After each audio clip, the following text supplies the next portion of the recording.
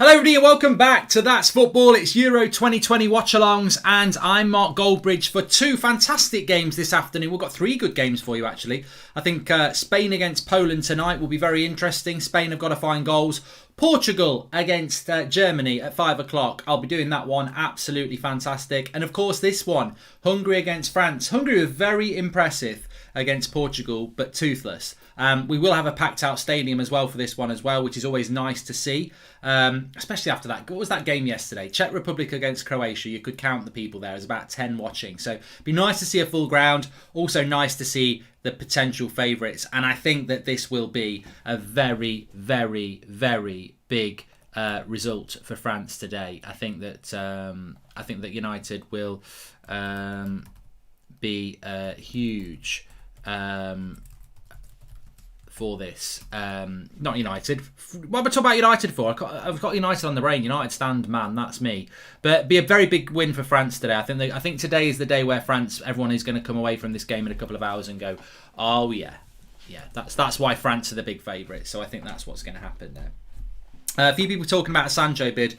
Can I just say I'm absolutely tired to the back teeth of this Sancho thing. I spoke about it literally 2 hours ago on the United stand and nothing's changed. Official bid. Did you not watch the United stand this morning? Official bid. And now people are telling me, look at the Sky Sport. Did we not talk about this 2 hours ago? If we didn't talk about it, Manchester United have bid for Jaden Sancho, an official bid. I'm now getting told by people that Sky are talking about it. I spoke about it at 10:30 this morning. Like, you know, why does the world revolve around Sky Sports saying it? Sky Sports have been talking out their arse for years. They've been slow sports news for years. Sometimes they're right, sometimes they're shite. We spoke about it 2 hours ago. So, look, effectively, Manchester United have put a bid in for Jaden Sancho. And we are waiting to see what happens. But I still think you are talking about 2 weeks before this is official. Because I don't think I don't think there's any point in Manchester United announcing this officially. So there you go. But I mean, there's numerous people. United have made an improved offer for Jaden Sancho. Increased proposal, which is being considered by Dortmund, is understood to include a higher guaranteed fee and be worth in excess of 75 million. So it's basically what we were talking about this morning on the United stand. And the Sky Sports are saying that as well. Improved offer to Dortmund for Jaden Sancho. Bid in excess of 75 million with more upfront. Willingness from all parties to get the deal done. So, you know, it's moving. It's definitely moving in the case of Jaden Sancho. And but you know, how long's a piece of string? Closer than close, closer than you ever can imagine. We're close. I said close, closer, yeah. Closer than you ever can imagine. We're close. I said close, closer, yeah. Closer than we ever can imagine. We're close. We're close. Closer than you ever can imagine. But nobody knows how close. And this has been the case for a long, long time now. So. Yeah, look, Sancho to United is going to happen. I'd say, yeah, you know, you could knock it up from 90% club to 95%. You definitely could, but to say it's exciting, I'm not excited by this deal. I'm not excited by this deal. It should have happened a year ago. I think Jaden Sancho will improve us. Will it be a better team for having him? But I'm not excited about a deal that should have happened a year ago. I'm not excited about a deal that could have happened 3 weeks ago. And I still think Dortmund will bend us over. Mark, your content was the only thing that got me through last lockdown, so I just wanted to say thank you, mates. It's Callum Stock. Thank you very much, Callum. Really, really, really appreciate that. What's with the Declan Rice hype? Well, we're here to talk about Euros. The Jaden Sancho conversation is very boring, even as a United fan. Oh, there's a bid in. It's very close. Story over. Ow! Motherfucker! Bloody hell! I just clapped my hands together and my little finger caught my ring right on there. That ring. It was like banging your knuckle on a piece of metal, which effectively is what I did. That really hurt. That's not funny. But yeah, that's over. The Sancho story. We made a bid. We're close. End of story. End of sentence. New paragraph. Right, let's have a look at the teams for today. We're going to talk a bit about England as well, but let me just give you the teams. I mean, I'm going to pretend I know anything here. I know about Saleh up front for Hungary, number 9. He puts himself about a bit. Galashi, is he the Leipzig keeper, I think? Botka, Orban, Sali, Nego, Klensheisler, Nagy, Schaefer, Viola, Saleh up front. There you go. But the French team, Lloris, Pavard, Varane, Kimpembe, Digne at left back, Kante, Pogba, Rabiot, Griezmann, Mbappe and Benzema. Digne didn't play the last game, did he? No, Hernandez played the last game. So they made a change there. Mbappe, Benzema, Griezmann, Rabiot, Pogba, Kante. So just one change to the French side for this game today. And I do think they'll win, and I do think they'll probably win 3-0. Definitely. But Digne starts, which is interesting there. Let's talk about England very, very quickly. We will have a good half-time topic for you as well. In relation to England, I wake up this morning and I'm just what I predicted on my match reaction. I don't know whether anybody watched my match reaction to England. I know many people saw the match watch-along, and I was not very happy on that. But as I predicted, for some reason, the press and ex-players are right up Gareth Southgate's arse. And I've never really known this. This has never really happened with an England manager. England managers get thrown under the bus when they don't perform. And that's always happened in my life. But it seems to me that everybody this morning, whether it's the press, Alan Shearer, they're all like, oh, it's not the end of the world. You know, it doesn't really matter too much. You don't lose the tournament in the tournament stage, in the group stage. You know, the players have got to do better. I'm like, God, I've watched so much football. So much football. And, you know, I mean, I saw Shearer early saying that Kane's coming to get the ball. He needs to be in behind. That's something Rashford did when he came on as well. So that's down to the coaching. The coaching is the problem at Manchester United, at England. Not Manchester United. Well, it is a bit of a problem there, but we're not talking about that. England have got a problem with the coaching. For me, there are better ways of playing. There are better systems that can used, and there are better players that could be picked. It's not good, and it's from the coach. And as I said last night, Gareth Southgate's CV is England under 21, 2 media seasons with Middlesbrough, and a relegation. He is not a top manager. And people want to put it onto Harry Kane. Harry Kane is playing in a system that doesn't suit him. Harry Kane is playing for a coach that doesn't suit his quality. And that's the same for most of our players. So I'm surprised that this morning we're waking up with the media. I'm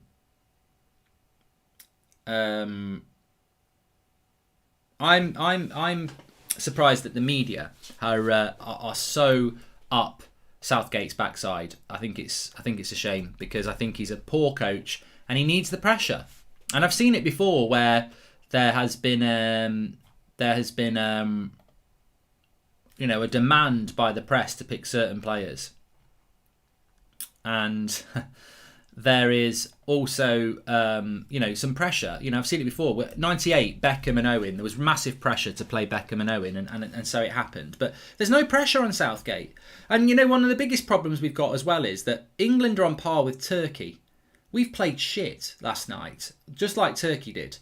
And Turkey are going home. The only reason we're not going home is because we got a goal against Croatia. Because that could have easily been a draw, that game. We got the goal, we parked the bus, and it was quite an equal game when we got the goal. So I think people want to say Croatia was a good result. I said at the time, England against Croatia was not a good result. The first 15 minutes were quite positive. And since that first 15 minutes against Croatia, we've lulled into this negative, boring football trying to hit long ball. So I don't think, personally, I'm not going to fall for this media nonsense that England were brilliant against Croatia. I mean, that's what they're basically saying. Some of our media are saying, well, take it into context. Brilliant against Croatia, poor against Scotland. You know, you've got to take it into context. I personally don't think we were good against Croatia, whatever anybody says. Jack says England are the most overrated team. I don't know who overrates England though, Jack. To be fair, I think English fans are very aware that England won't win this tournament.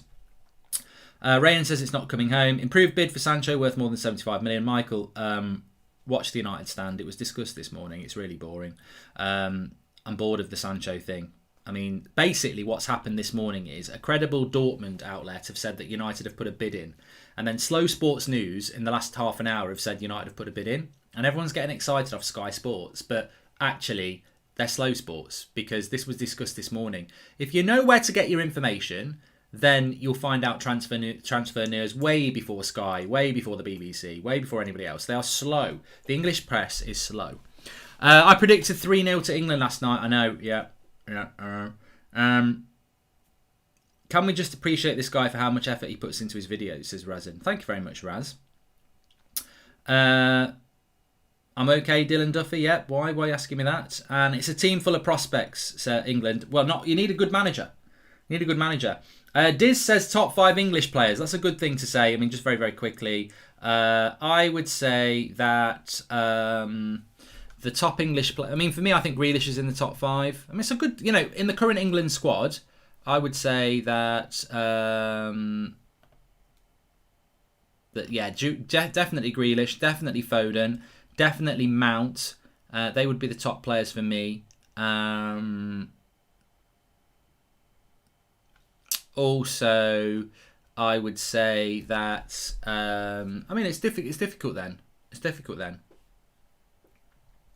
It's very hot in Budapest, by the way. It's not in England. I wish it was. Be a packed out stadium. I'm going 3-0 to France in this game. Yeah, 3-0 to France. That's what I'm going for. Hi Mark, Sterling is about as useful as a brick life jacket, says Jack White.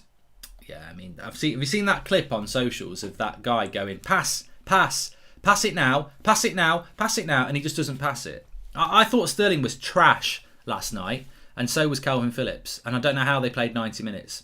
Do you think Edward will eventually go, or is it just another PR exercise by Man United to say he'll leave at the end of 21-21? Not really bothered, I under. Can't be arsed thinking about United's board or owners. No one else can. Harry Kane's in the top 5 England players as well. So yeah, I'd put Grealish, Kane. I'd probably put Sancho in there for talent. I think he's massively underused and underappreciated by Southgate. But the interesting thing is, I think Marcus Rashford's probably just about in there as well. I think Rashford gets a disservice because he, he's had a bit of a dodgy sort of 6 months. But Southgate made 2 subs out of 5 yesterday. Embarrassing manager, says Owen. Yeah, he could have made 5 subs. Joshua, I hear you, and I would say, yep. Lampard should be England manager over Southgate because he's a better coach. Yeah, definitely. I'd agree with you on that one.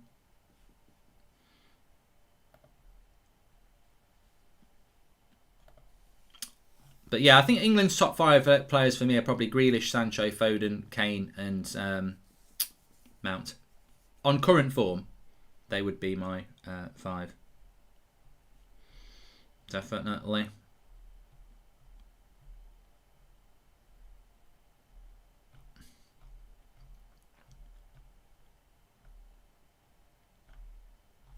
I'm just having a look on social media because there's just all sorts of stuff going on at the moment.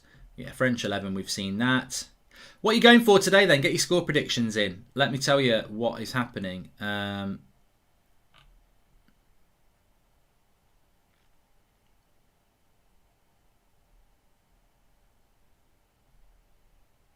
feel that this bid from United probably went in a little bit of a while ago, to be honest with you, with United. Probably a couple of days.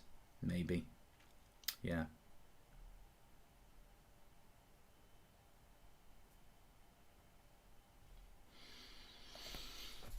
Cena. There we go. Let's have a look.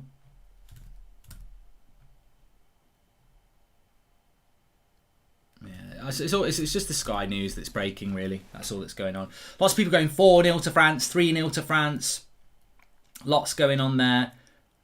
What Connor says, what does Rice offer other than sideways passes and stability? Well, I think he's very restricted, Declan Rice, to be fair. I think, as you saw in the last minute when he burst forward, things happen. But he's just told to do a very disciplined job. Greenwood, for me, would be in the top England 5, says Keith McNamara. You know what? It's a double-edged sword with Greenwood because I don't know whether... I think he might have made it into the England squad. But Southgate wouldn't use Greenwood. He doesn't even use Sancho. I mean, we were crying out for a right winger yesterday, and he put Sterling there. He starts Sterling on the left, and then he puts Sterling to the right, and he puts Marcus Rashford up front. I'm a Man United fan. Marcus Rashford's never a number 9. Not against a back 5 that's parking the bus. Never. If you want to hit the ball over the top for pace, try it out. But against the team that's parking the bus to get a point in the last 10 minutes, you don't put Marcus Rashford at number 9. Puts Raheem Sterling on the right wing. He's clueless. He's bloody clueless. Surely Bellingham and Sancho have to start, says John. He won't do that. I mean, we'll talk about what team we should pick at half-time. But for me, he's just clueless. Ramos, where do you think Ramos is going to go, says Pratik. Apparently, Man City and Man United have been mentioned for that. So, I'd be interested to see. Thanks, Dylan. Make sure you subscribe, bottom right-hand corner. Aditya keeps saying bid rejected by Fabrizio. Don't listen to people saying bid. In fact, let's get rid of him. for his he's actually just a troll. Goodbye, Aditya. Go and bother somebody else. There has been no bid rejected by Dortmund, and there has been no tweet, comment, Insta post or anything else from Fabrizio Romano. The bid has gone in for United and Dortmund are considering it, but I don't think they're going to be answering today. I think it will be taking a little bit more time.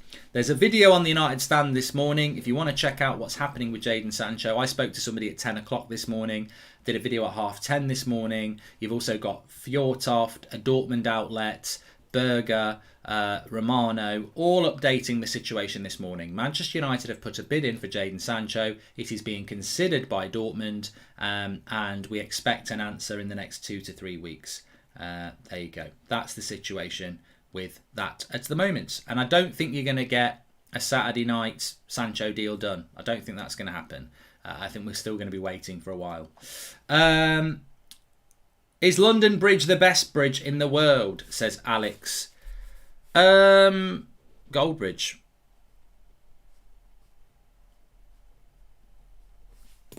The Golden Gate Bridge. Is that in San Francisco? If you're going to San Francisco. I've never been. You'll be fine in San Francisco. Apparently, Sky Germany are saying that Sancho offer for Jaden Sancho is worth around 78 million euros plus around 9 million in add-ons, which would take it to 87 million, which is about what's 87 million euros in pounds? It's under 8 million, isn't it? I can tell you what I can do. Google this. 87 euros. Oh, no, I'm not even typing. That was a fake type. I used to do that at work all the time. 87 euros to pounds. 75 million. Bloody hell, take that. I tell you what, if they get in for 75 million, I'll have some of that. We'll have some of that, I tell ya. I'll have some of that, geezer. Get me some of that, geezer. I'll have some of that, geezer. Get me some of that, geezer. Yeah, I'd like that. 75 million, good deal. As long as we don't pay over 80 million pounds, I'm quite happy. Make sure you smash a like on the video. We are doing France against Hungary. Obviously, we'll be interactive and chatting all the way through. I really think Spurs will go for Southgate's as Callum Stock. God, that would be very Spursy, wouldn't it? It really would. Griezmann or Hazard? Says it's a good. As I said, I think that's a very good question for the chat. Would you rather have Griezmann or Hazard on current form? Don't go on career form, because on career form I think Hazard's the better player. But on current form, no. Mark, love the hoodie. Yep, you can get the hoodies through United Stand. If you just go onto the page, they'll have T-shirts and stuff underneath. If you click on that, it takes you to the page that's got all the hoodies and stuff on there as well. Most people are saying Griezmann on current form. Probably about right. Probably about right. Opinions on Sancho, Aiden? I like him. We will sign him. We will sign him. Apparently Arsenal, breaking news, have made a £10 million bid for Kylian Mbappe and Neymar. Double bid. Arsenal. Can they play? And they want to pay it in Amazon vouchers. There you go. Breaking news.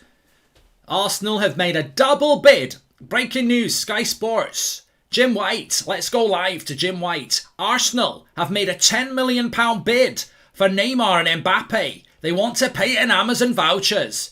Wow. That's great. Get my yellow tie.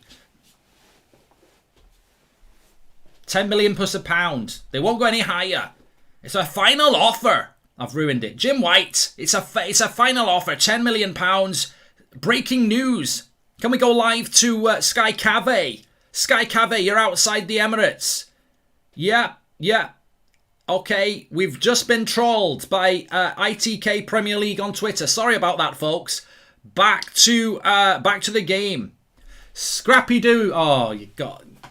Can I just say this right here, right now? You've just reminded me. I can eat humble pie. I don't like it. I don't like the taste of it, but I can eat it. And I apologise to Scotland. Because last night I was very angry. I'm not going to do a Scottish accent because that's a fake apology when you're doing a Scottish accent because you're almost taking a piss. I apologise to Scotland. Now, we operate in a competitive sport. Last night, I saw clips of me calling them Lithuania in kilts. And I saw a few Scottish people getting really moody. One even said, this is why we don't like the English, because we get mocked. Maybe do a history test, mate. That Scottish people don't dislike English people because they get mocked on football banter on Twitter. That is not why Scottish people dislike English people. So you're wrong for that. But I will apologise, because yesterday I said Scotland won't be Scooby-Doo, they'll be Scrappy-Doo. Let me at them. And actually, that was England. We were Scrappy-Doo. England was Scrappy-Doo. Let me at them. Let me at them. And Scotland was Scooby-Doo. Scooby-Doo. So, apologies to Scotland. In my anger towards England, I think it came across as quite condescending towards Scotland. Scotland played the perfect game yesterday. Steve Clarke played very well. They had a couple of chances. They defended really well, and they would have took a point. So, Scotland did what they did. They're a limited team. They've not got the quality that England have got. So, well done to Scotland. I have to be humble and say well done. But it doesn't take away the fact that I was furious with England and we were terrible. And also, I need to also retract and say that it was unfair of me to call Scotland It's almost like one of those apology things where when you've been caught out. At least our channel will apologise for stuff when we do stuff wrong, unlike certain others. But yes, I have to apologise for calling Scotland Lithuania with kilts. I realised that was a spur of the moment angry gesture that I kept repeating. The reality is, and I have been advised this by my lawyer, that Lithuania are ranked 134 in the world, and Scotland are ranked in about 44 in the world. Therefore, it is totally inaccurate, and I apologise reservedly for comparing Scotland to Lithuania. This is unfair. What I should have done is called them Jamaica with kilts, because Jamaica are 45th in the world. So I apologise for that. Lithuania with kilts is not a very nice thing to have said, because there is no comparison. Lithuania are in the 134 in the world. Scotland are 44 in the world. So I should have said Jamaica in kilts, because they're 45th. So England embarrassed themselves yesterday against Jamaica with kilts. So I apologise for that. But they did well. They did well. They did really, really well, Scotland. And England were shite. There you go. There you go. Lithuania in kilts makes me laugh. It's very rare, actually, in your life that you can make yourself laugh. But last night, when I was really angry and had finished all the streams on Twitch and everything, and I was just going to bed and I saw this thing, and I was going mad. I went, we've bloody embarrassed ourselves against Lithuania with kilts. I actually laughed. If it brought a bit of laughter to this world, why should I apologise for that? But to Scottish people who actually have got every right to be proud and happy, you know what? It was just a bit of a joke. Ian Richardson says he laughs at himself every time he goes for a wee. I don't know whether that's a good thing or a bad thing. Anyway, we have got a game of football here that I'm very excited to watch. Please make sure you subscribe, bottom right-hand corner. And we have got Pogba, Mbappe. I'm so excited. I'm so excited for the Portugal-Germany game. I've got a feeling it's going to be really good, because I actually quite liked the way Germany played against France. Obviously, they lost. Portugal. Oh, it's Michael Oliver, the ref. Look at him coming out with his tongue in his cheek. He loves it. It's Mama. This is my moment. This is my perfect moment with you. I bet he's got Martine McCutcheon in his ear singing that, Michael Oliver. His mum's done his hair especially. It's his moment. Watch out for Michael Oliver. He will, the refereeing's been quite good in this tournament. Could be about to go downhill. Make sure you subscribe, bottom right hand corner. Everybody's welcome on this channel. I think it's going to be a bit of a buzzy game, this one. Look at the crowd. Look at the crowd. I haven't seen a crowd like that since Jedward played at Lansdowne Road in 2010. It's absolutely rammed. They've got their tops off. It's hot as well. Quite a few French there. They've made the travel. Mark, would you take Eddie Howe as England coach? I think he would do really well. I think he would get more from the players. Nah, I don't think he's that level, Darry, to be honest with you. Let's go Hungary, says Essential Eric. Who do we want to win? Who do we want to win? Please make Mark, can you do an Arnie impression? Otherwise, De Niro or Al Pacino, my favourite actress, says DK. I can't really do... I've never done Arnie. I'll be back. I can't do... I'll be back. I can't do that. I can do Pacino a little bit. She had a huge ass. Wasn't that good. Just when I was out... No, rubbish. I can't do Pacino either. You've pulled me there. Just when I was out, you pulled me back in. Rubbish. I can't do it. I can't do it. I will be bringing you updates throughout the afternoon.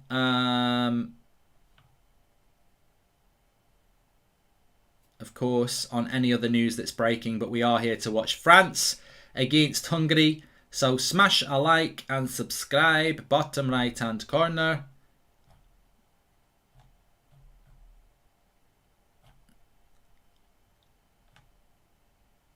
We're live. Gordon's alive.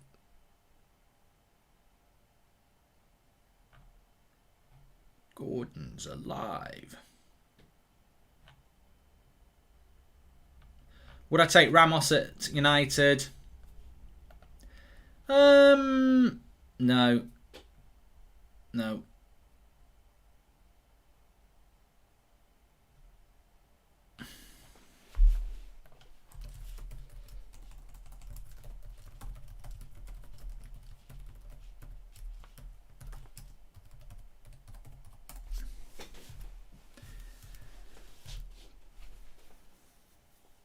Cavani was brilliant for Uruguay this morning, says Paul H. I can't watch Copa America. You know why I can't watch Copa America? One, I need my sleep. And two, I can't watch any more football in empty stadiums. You know, once I've seen players, once I've seen crowds like this today, you can't go back. You can't go back. You just can't. It's like once you've tasted Cadbury's, you can't eat Aldi chocolate. It's just not the same. Pogba, I think Pogba will be man of the match today, Juju. You can predict your man of the match. Actually, let's start predicting man of the match. That's a new feature. I've just made it up on Euros Watchalongs on That's Football. We can predict man of the match. So I'm going to predict man of the match. Pogba, man of the match today. Yeah. Actually, I don't think Pogba will win man of the match. I think he's a low-key outsider, but I am going to pick it. Probably Mbappe is a good choice. Griezmann, someone like that. There'll be a lot of goals in this. Welcome to David Smith, who's a member. Kante, yeah. I love this though. The Hungary games feel like the real Euro games because there's so many people in the ground. It's a joy to see. A joy to see. Does anybody know about the? They're talking about taking the England the semi-final and the final away from Wembley. What that's because England can only put 50% in the crowd into the ground. Are other grounds opening up more then? And if so, how much are they opening up? So if anyone wants to let us know, what other grounds are opening up big time, Because I know Wembley is 25%, but from Tuesday I think we go up to 40 or 50%. Hungary and Budapest are basically 100%. Who's going up? Who's going to go more than that? Let's know. France 5-0, says Christopher Hayden. That's the highest one I've seen yet. Somebody will put 10-0. Copenhagen, I think, is probably going to open up as well. Thanks for the super chat from Darry. He says Southgate is out of his depth. Also at this level, being proved. So who would you like as next England coach? Says Darry, 75.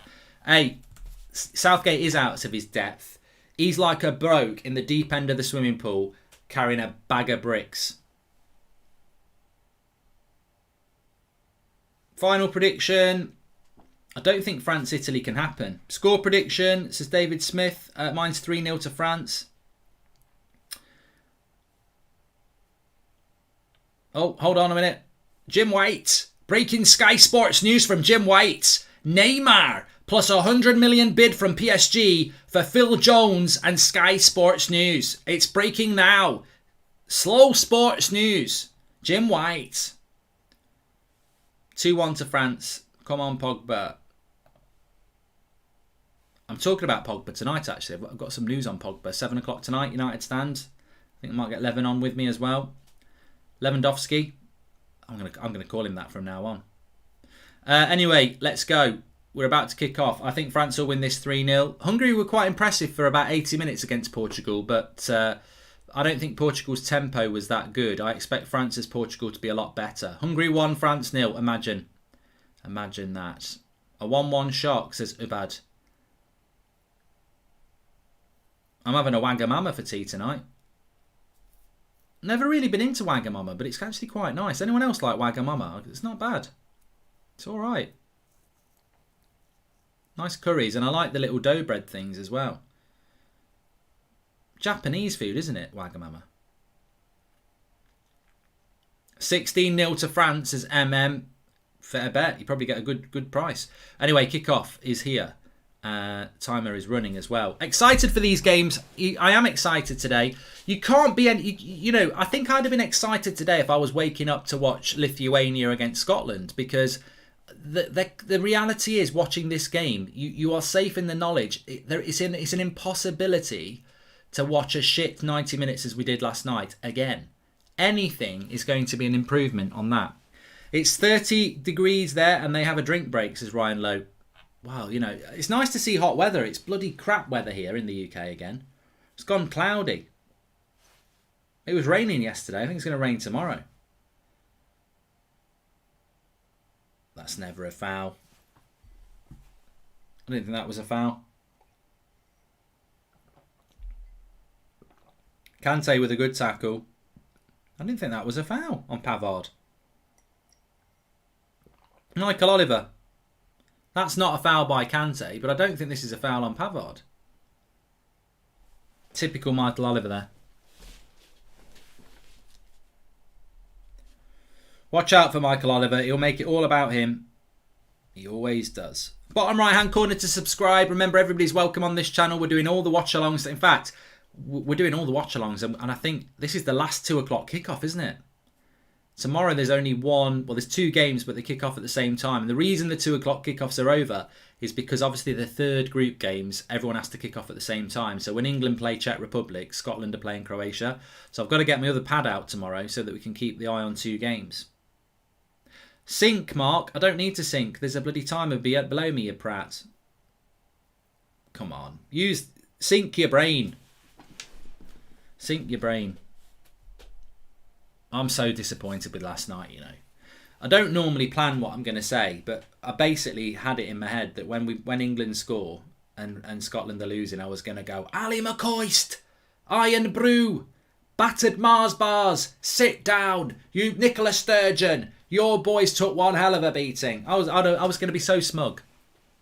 And Scottish people should take that as a positive today. I was going to be so smug when we scored. I was going to absolutely banter you. And I didn't get to do it. So this is football. This is the great thing about football, though, isn't it? I mean, rivals, not enemies. It's like, you know, you can dish it out and you've got to take it when it goes wrong. Simple as that.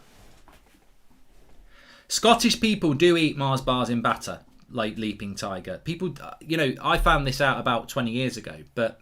It is a thing, isn't it? If you go into a fish and chip shop in Scotland, they actually have them there where the fish are. I mean, I've never been to Scotland, so this could be just a big banter by Scottish people. But Varane with the foul there.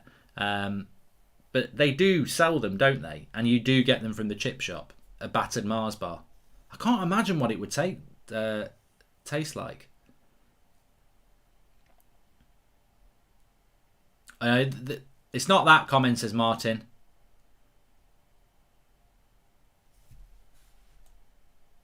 See, some people are saying it's not true. It is. It is. I've been told it by a lot of people. After what you've seen so far, what would your England 11 be, says Amaros? Well, we're going to talk about that at half-time, mate. It's a good topic. We'll pick England's 11 on at half-time. Would you ever try haggis, says Aaron? Apart from the fact it's in a stomach, I don't like that. But have you got any idea what's in a sausage? You know? When was the last time you had some sausage? Have you got any idea what's in that? And I'm not talking about fellatio. I'm talking about real sausage. England are boring, says Stephen, and so yeah, I think I'd probably quite like haggis. Good cross in by Hungary, and I think is it Pogba heads it away. There's no way that's a penalty, by the way. He's tried to buy a penalty here, the Hungarian. He's holding his head. Absolutely nothing went on. Nobody in the chat's even talking about it. Never a penalty. Move on. Move along. Never a penalty, this.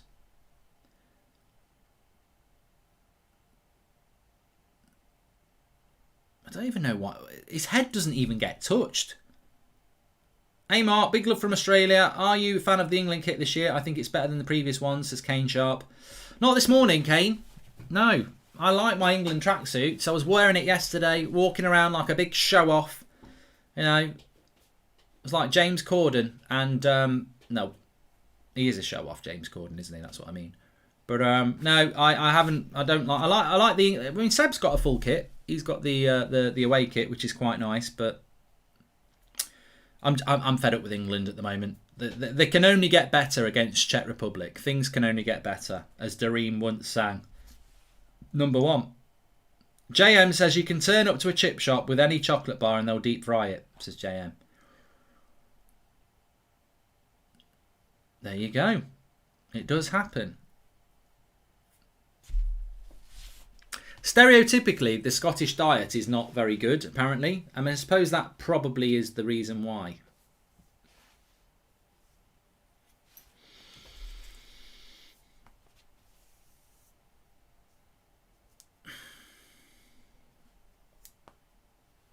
So we've had 5 minutes already here. Your Hungary have had quite a hungry start. I've got to say, battered Mars bar doesn't make me feel hungry.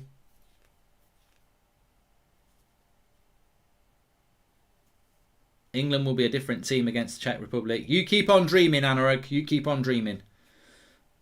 Who's going to get the first hat-trick in the Euros, is Himanshu?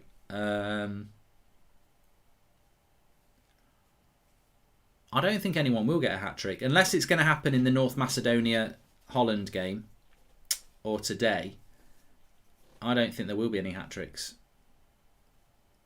Because I think that Hungary and North Macedonia... And I don't think Hungary are crap. I just think they're in a very hard group. So I think Hungary or North Macedonia are the only teams that could get battered. So yeah, I don't think we're going to see a hat-trick in this tournament. Unless Southgate does it, because he needs to pull a rabbit out the hat. But-dum-dum. The old ones are the best. The old ones are the best.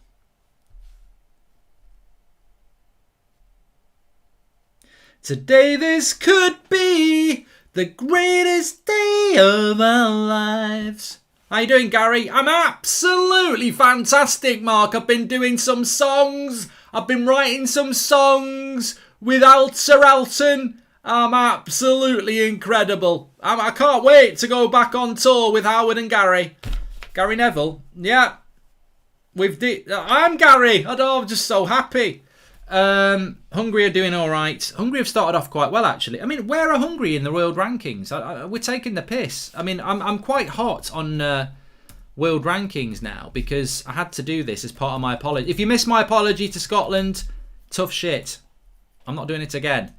But Hungary in the world rankings are 37. They're 7 places higher than Scotland. So you can't even call Hungary Scotland with kilts. They're actually better than that. Corner to France. Anyway, Griezmann to take it. It's a good cross. No, it's not. Doesn't. How many? Like, my daughter's left-footed and she never hits the front man. How many professional footballers can't get? I mean, I'm stunned. You go and watch some amateur football. How many top-level footballers cannot beat the first man on a corner? I'm amazed. Absolutely amazed. I just don't get it. Baby, I'm amazed at the way you love me all the time. Baby, I'm amazed at the way you move. Yeah. Baby, I'm amazed at the way you love me all the time. Woohoo. Oh, yeah, come on. Paul McCartney. Yeah, come on. Hey, yeah. I said, it's got to be a free kick by Pavard. He's given it. It's another chance to put a cross in, and he's going to book Pavard this time. He's done it 2 times. Well done, Michael Oliver. He's right. Book Pavard for fouls. He's actually getting rinsed a little bit.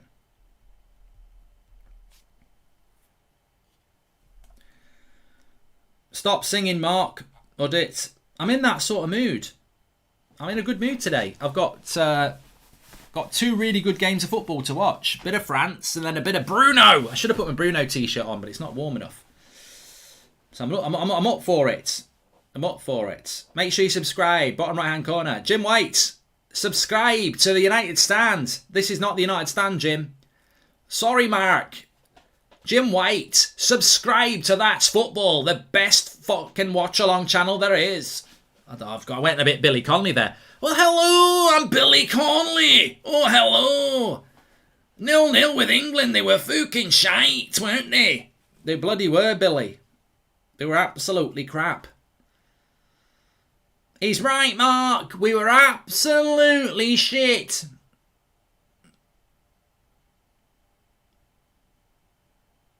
I haven't had a drink. I'm just excited. I'm looking forward to Portugal, Germany. I love Ronaldo and I love Bruno. They're my 2 favourite players in the world at the moment. Ronaldo's my favourite non-United player. And Bruno's my favourite United player.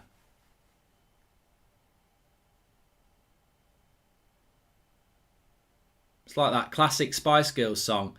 When 2 become 1. Bruno and Ronaldo in the same team. I need some love like I never needed love before. Gonna make love to... Oh, that's too far. 2 become 1 is what I mean. But I don't want them to actually... that song's all about sex and safe sex. Because little baby Spice, who's not so little now, she's probably a granny now. She says, tonight's the night when 2 become 1. And then she starts saying... Be a little bit wiser. Put it on, put it on. What she means is put a Johnny on. A rubber Johnny condom. Yeah. Anyway, enough of that. Although if you are planning on having some of that intercourse, do rubber up. Mark, would you swap Pogba with Rabiot? I don't want Pogba to go. We're going to be talking about this on the United Stand tonight at 7 o'clock. I don't want Pogba to go. But if you're telling me Pogba's going... And would you rather he run his contract down or you swap him for Rabiot? Of course, yes. Yes, I would. Mark must have got his hole last night. He's in a jolly good mood, says Darren G. That's disgusting. That's disgusting. Talking about sex on a watch along. Disgraceful. And no, I don't. I'm not. No, it's nothing to do with that. You know what? You know why I'm in a good mood? Because England was so disappointing last night. I woke up this morning and thought nothing can be that bad today. It's impossible for France to play like England, so that's going to be a positive. And there's no way that Portugal and Germany are going to play like England either, because they're actually coached better than us.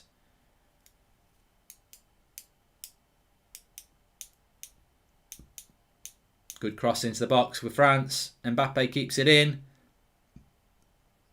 Hungary a little bit ragged here. Here's Pogba. Is that a fashion statement from Pogba, the way he has one arm and not? Do you think he gets those little... what are those jumpers that everyone wears now? Rooney used to wear them. You wear it underneath your football top. It's like a body suit, isn't it, underneath? Do you think Pogba gets loads of them and just gets the scissors out and cuts one arm off? It's a fashion statement. I like it. I think you're going to see a lot of people doing that in amateur football now. It'd be like changing your boots from black. Good shot. Goal, Griezmann. Oh, what a double save. Oh, my life. What a miss by Griezmann. Sitter. What a double save by the keeper there. That's a goal. Timo Griezmann. He's missed a right sitter there.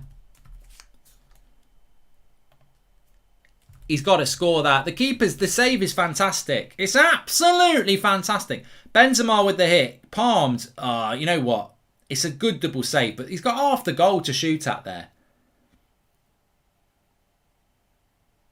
It's a sitter, that, Ash. I agree with Ash. Timo Griezmann. It's a great double save, but when you see the second save, he shouldn't be making that save. The goalkeeper's got to... Griezmann's got to score. It would have been offside anyway, but it doesn't matter. He's still got to score it. I love it when people say that. Offside, offside. All right, the goal wouldn't have been given for offside, but he didn't know that. He still missed it. He's still Timo Griezmann.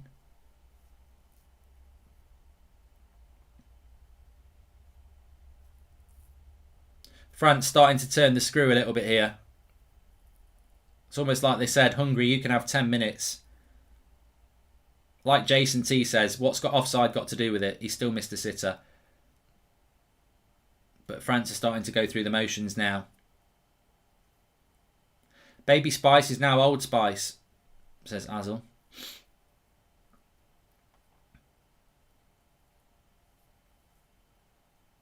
Hungary's in the same group as England for the World Cup qualifiers, says Steve.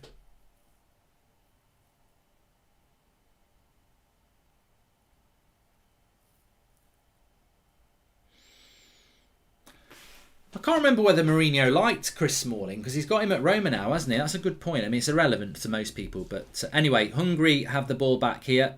I quite like this number 7 for Hungary. He's fast. That's it. But they're 30-something in the world, Hungary. Don't disrespect Hungary. They're not terrible. You know, they're not Lithuania. They don't have many superstars, but the keeper is for RB Leipzig, isn't he? Their best player is actually injured, isn't he? He's that one. I can't remember who he plays for. Does he play for Leipzig as well? He's the one everyone wanted to sign, but no one knows his name. Lovely little bit of play from Hungary there, but they pick up the second ball. Oh, what a terrible shot that is. That's it. I can't pronounce his name. Sabolsai? Can't pronounce it. That's the one. They've got 4 Bundesliga players in the starting 11. Well, I'm pretty sure Hungary borders Germany. No one can pronounce it. I don't know how you pronounce it. Don't underestimate Hungary, says Marvin. And I am doing the Portugal game, Luca, yes. That's the big game for me tonight. And then straight after that, onto the United stand at 7 o'clock. So busy few hours, but you can spend it with me. The weather's crap in the UK anyway. Oh, lovely header by Kylian Mbappe. God, that was nearly a goal. It was a lovely cross by Digne. Digne with the left-footed cross here. It's a delightful cross. And Mbappe jumps like a salmon, doesn't he there? He's jumped up like a salmon there and he's headed it just wide. Oh, you're going home, Kylian, but oh, what a pleasure it was to have you on the show today. So close, but so far. BFH. It was a good header by Mbappe, that was, but it's just wide. They're getting close. Closer than close. Closer than you ever can imagine. It's close. I hate that song as well. It's the only song I can think about close. Digne's a great left back. Yeah, I think Digne can probably do better than Everton.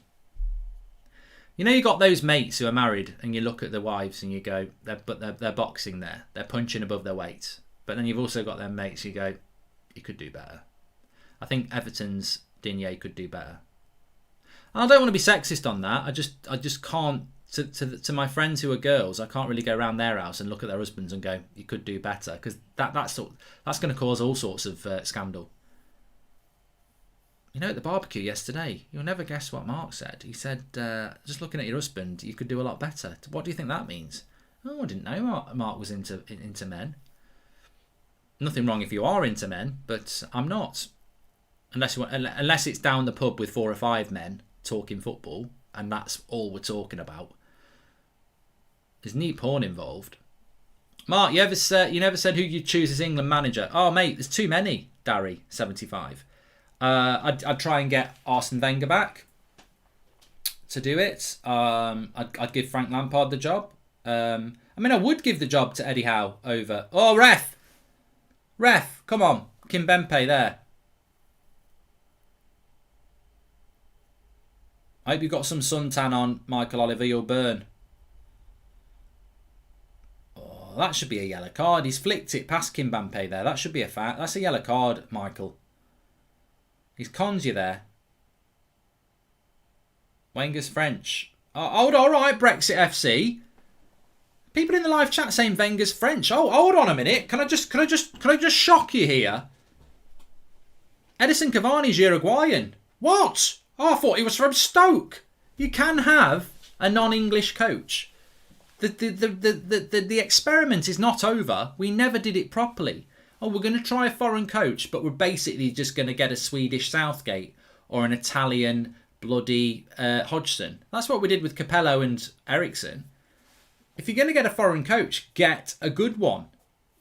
Wenger.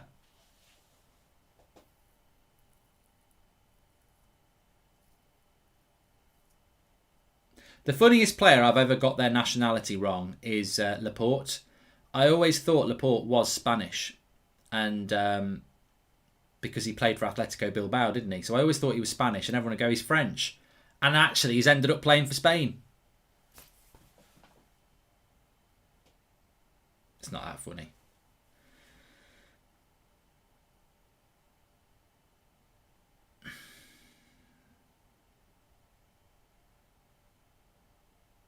TK Day says that Capello was a good coach.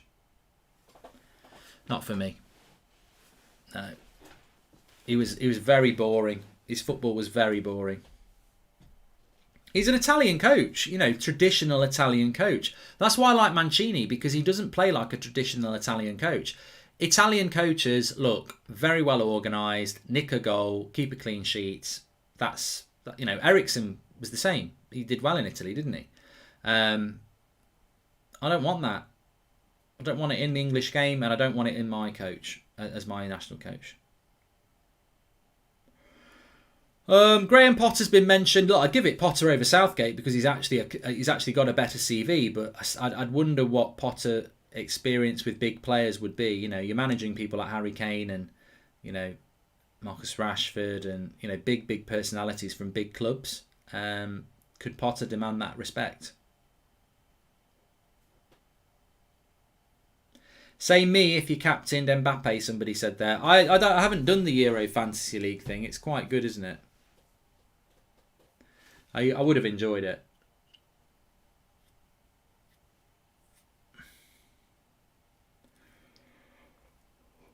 I think, as I said last night, Southgate's got to go if he doesn't get past the last 16. So that's probably what's got me chill this morning. It's like, we're either going to do way better than we did last night, or we're going to be shit and he's going to get the sack. Pogba's tackled in the midfield, but Pavard wins it back. 21 minutes, still 0-0. And if I was Hungary, I'd be quite happy. You know, they didn't capitulate to Portugal. I don't know why we're expecting Hungary to fall apart. You know, they're not a terrible side. It's basically because they're playing three of the top sides in the world, isn't it? Aren't they? Lovely play by Griezmann there. Mbappe, pass one. Here's Pogba. He might hit that. He'll get a free kick, surely. Yeah.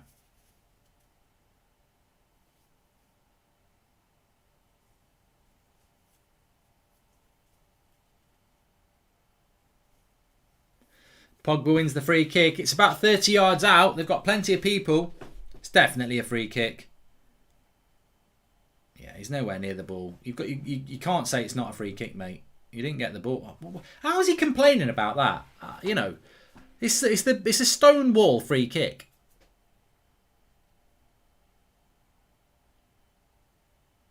There's a Hungarian player gone down here. I think he's all right. It's the captain. He's he looks like he's been stone cold Steved off. It looks like he's had the stone cold stunner here. He's like that. He's sunbathing. I think he's had a head injury here. Hopefully he's all right. I think they're all off for a drinks break anyway. Good thinking by Michael Oliver. He said, "Look, I'm efficient." Michael Oliver's the sort of guy who can have a poo and brush his teeth. He's a good user of time.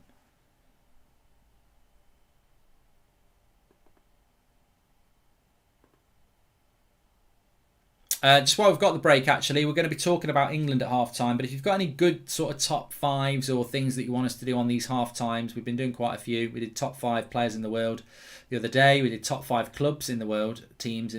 So lots of things we can do. And please subscribe, bottom right-hand corner. It's very hot here in Hungary. I'm not here in Hungary, but it's very hot in Hungary. 30 degrees. Top 5 Netflix series. It's got to be football. Hungary look like Wales, Ibrahim. You've asked that 3 times. I'm only doing it out of sympathy. It really wasn't that interesting a comment in the first place. Top 5 managers, top 5 wingers in the world. Top 5 games in the Euros so far. A bit shit that, Alex, to be fair. You've not thought that one through. Done Ballon d'Or winners. Top 5 best wingers, done that. Top 5 managers, we've done that. Top 5 footballing eras. Boring.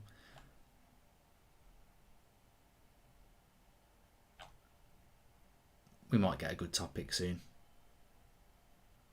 Gianluca says, do you think Italy could beat France? I think it'd be... I mean, look, I think France are just a very intelligent side. We saw it with Germany. France against Germany was quite an equal game, but France won. And I think that... their strikers come off here. It's a real shame for Hungary. That's a shame for Hungary. The number 9, who's always been a bit of a handful, he's come off injured. I think he's had a head injury. And Nikolic comes on. So that's a shame for Hungary there. Salai, is it, up front, has come off.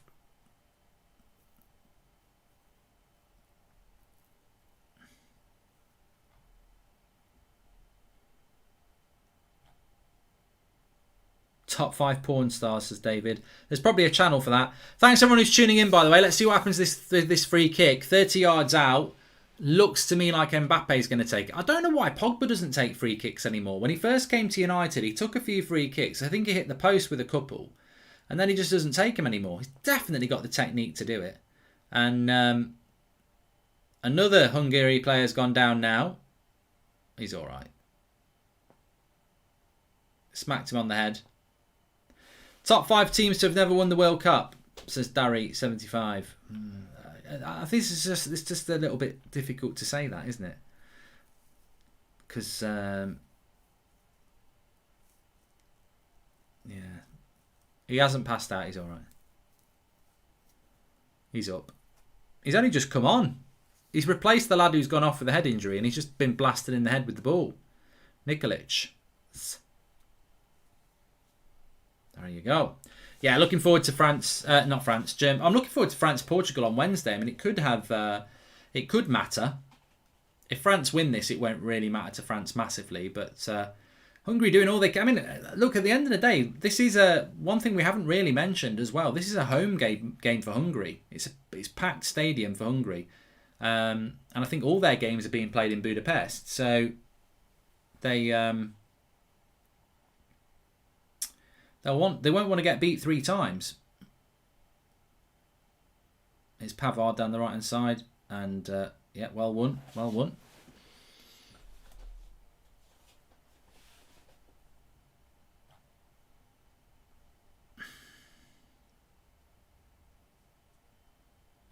Top 5 playmakers in the world. I quite like that. Top 5 number 10s. Anyway, we've still got 15 minutes to go to half-time. And what we will be talking about at half-time definitely is what team we think Southgate should pick. And it will be as a debate, so you can get involved in that.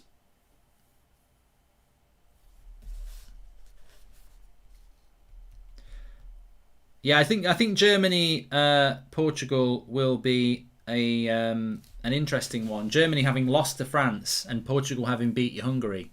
A draw is probably not a bad result for both sides because basically it gives them an opportunity. Well, Portugal would be on 4 points, and then if Germany beat Hungary, they would be on 4 points. But to be honest with you, I don't think there's any... If Hungary play like this, there's no guarantee that Germany beat them. I mean, I'm sure they'll find a way. But Germany can't afford to lose to Portugal tonight because then they can only get 3 points.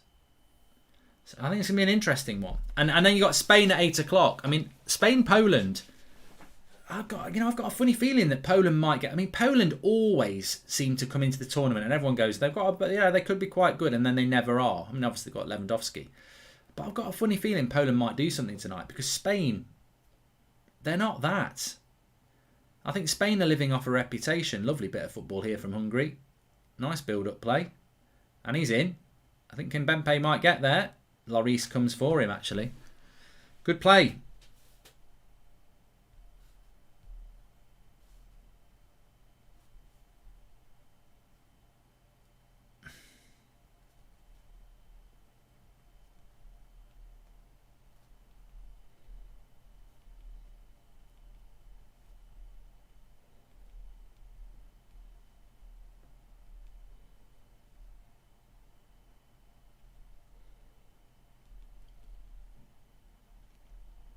Isn't it lovely? Isn't she lovely? Isn't she wonderful? Stevie Wonder. Isn't it lovely to be sat here on a Saturday afternoon seeing a game of football in a tournament in the summer where it's really hot and every seat has a person in it? This is Elysium skies to me as a footballing fan. This is absolutely... I mean, I almost feel like going from Stevie Wonder to Gary Barlow is like going from prime Manchester United to Rotherham. But it is... it's a goal! Oh, he's missed it. Timo Benzema, big chance. Mbappe plays him in. Deschamps can't believe it. He can't believe that. It's a lovely play by Mbappe, who I think's been really good in this tournament so far, like creation-wise. But no goal. No goal.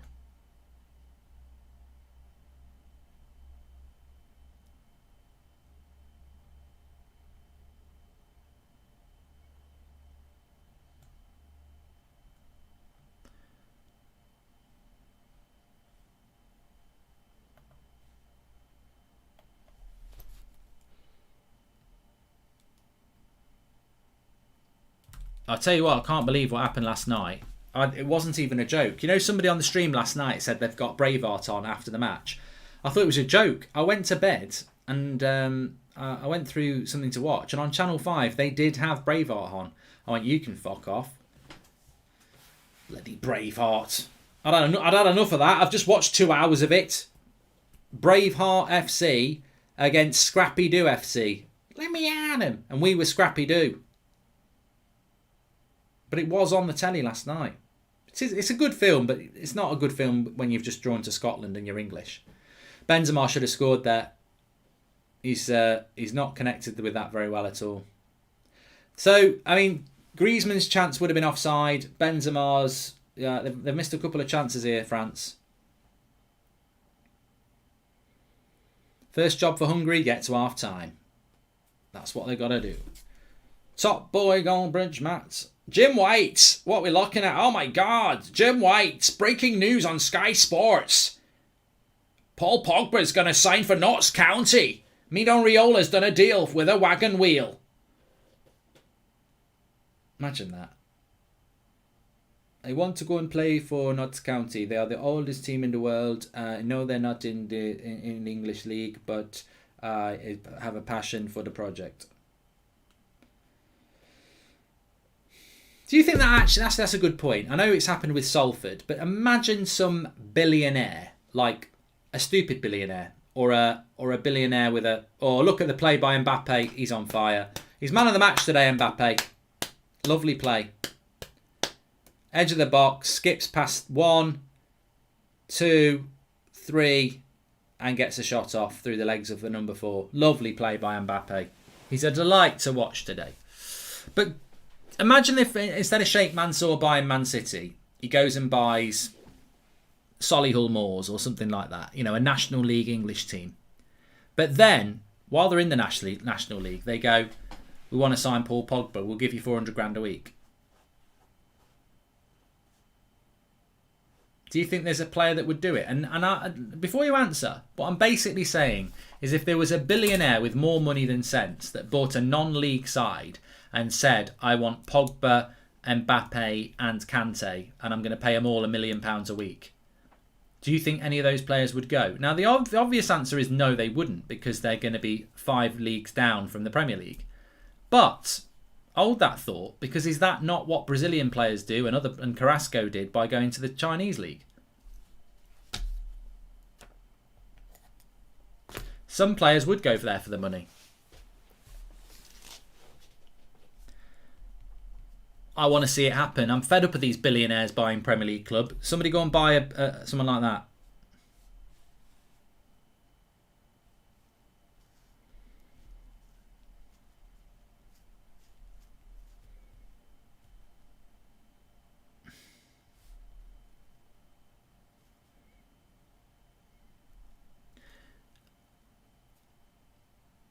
I'd love Hungary to score.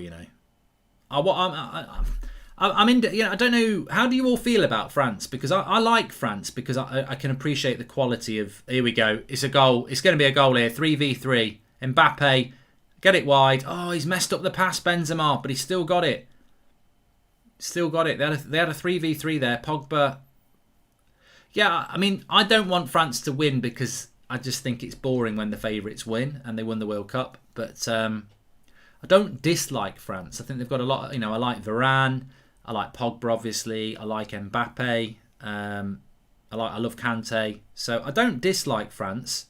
I'd just like to see them not win the tournament. As Dom says, it's just boring France winning it, isn't it? Because they're so much better. If Italy were playing France, I'd want Italy to win. Lovely play. This should be a goal. Oh no, they've cleared it again. They're hanging on. They're hanging on here.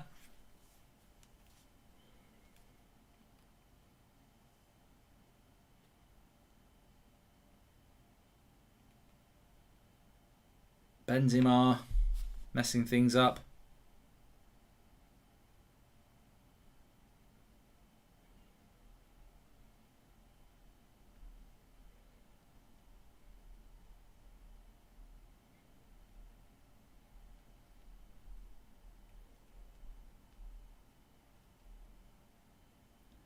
Pavard. Side netting. The net was bulging from Pogba, but it's the side netting.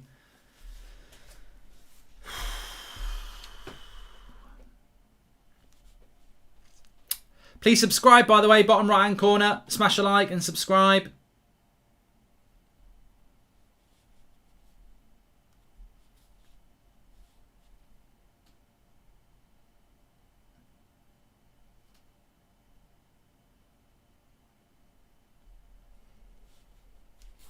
Just tuned into the game, Mark. Who are some standout good and standout bad so far, says Jordan Ray. Mbappe, I think, has been fantastic for me.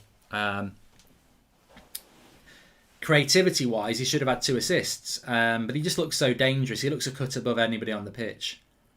I like to watch Mbappe. I know it's a very obvious thing. It's like saying, what's your favourite film? I love The Godfather. It's not out there. It's not like saying Free Willy 2. Which is not a porn show, it's about a big whale. But I like to watch Mbappe. I don't really watch him very much because I don't watch international football unless it's a tournament. I refuse to watch the French League, and obviously PSG, I'll probably only watch them 4 or 5 times in a season because of the Champions League. So I like watching Mbappe. I'd love to see Mbappe in the Premier League, but he wouldn't be at United. So I think we are blessed in the Premier League that we get to see De Bruyne and Salah and these players on the regular. Pogba, Bruno. We get to see these players on the regular because they play in our league. I'd love to see Neymar in the Premier League. I'd love to see Mbappe in the Premier League because I know we watch a lot of non-Premier League football, but when they're in your league, you get to see them even more. So yeah, I'm a big fan of Mbappe. I think he's been really good today. I think Hungary have worked hard as a team, but I think France is starting to show their quality. And Hungary, to me, look like a team that just wants to get to half-time here. Yeah, controversial or not, I feel that Neymar has wasted his career. I know some people, it's like that video I did, flip-flop opinions, isn't it? Basically saying there's no wrong or right opinion. But, if I sit here and say Neymar has wasted his career, he went from Barcelona in his mid-20s and has just basically retired in the French league. Well, people might say, well, he's happy in Paris. He could win the Champions League there. My argument would be he's better than the French league. He should be in the Premier League. He should stay in La Liga. He's better than that league. He is arguably one of the best players in the world, but I don't think that is appreciated in the French league. And I also don't think that that's the same for Mbappe. Other people would say, well, it's up to him. He's still the best player in the world. It's up to him where he plays. Well, yes, it is, but it's up to me and other people to say that he should be playing in a better league. It's called opinion. That's what it's all about. But I'd love to see Neymar at. I'd love to see Neymar at Arsenal. I'm not like that. United can't buy everybody. In fact, they struggle to buy anybody. But yeah, I do appreciate my football away from Manchester United, which is a good thing actually, because it's not been great for 8 years. But no, I'd love to see Neymar in the Premier League. I really would. I'd love to see Mbappe in the Premier League. I'd love to see Haaland in the Premier League. You know, I'm very much looking forward to seeing Sancho in the Premier League. Here we go. France just going through the gears here. You can see a goal. Benzema, good clearance. I think Hungary are getting tired.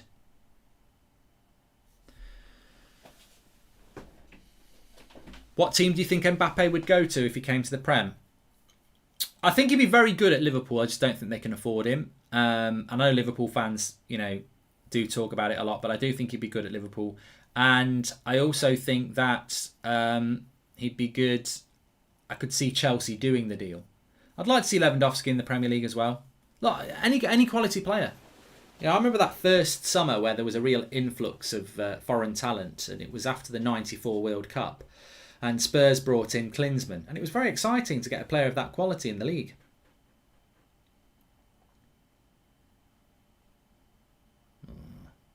Hungary just can't get it up at the moment. Have they got anyone on the bench called Viagra? They could do with some of that. Could do with some of that. 5 minutes to half time. We'll be talking about what's England's best 11 against Czech Republic at half time. So get your thoughts ready. Goldometer, too easy, Bogdan. I would say 80% that France will score the first goal. You could even go 90 if you wanted to. Team management. Is that a corner? Goal kick. Cavani. Daryl Bingham, I don't know that player. What was the name of the striker that Chelsea had from Italy? He did his knee straight away. I can always picture him. Was it kind of Kazaragi, wasn't it? Kazaragi, that was it.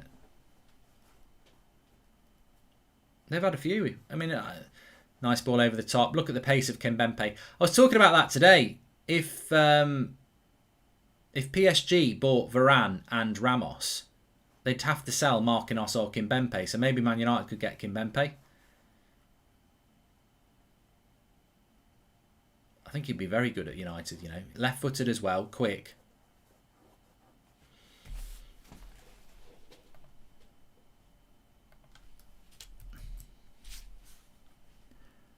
Stay close to me.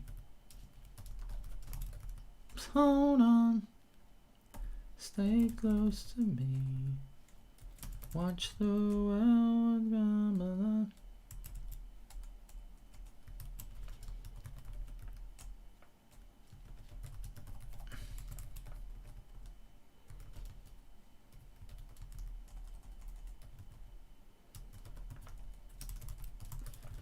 Come on, come on, come on. Get through it. Come on, come on, come on. Here we go, Hungary. They're on the break. It's 2v4 though. They need some more numbers. He's made a lovely run. He goes with a shot and hits his own player, Pratt.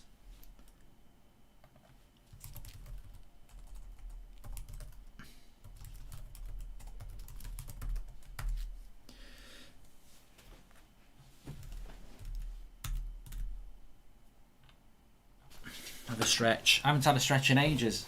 Got my green shorts on today. Bit of leg. Yeah, Twitch chat was good last night. Goldbridge TV on Twitch. We're doing a few Euro wraps. Last night was good. You know, we'll be live again after the England game at 11 o'clock on Tuesday. If you don't know about these shows, you do now. Goldbridge TV on Twitch. Always follow me on Twitter at Mark Goldbridge. I always put my links out on there.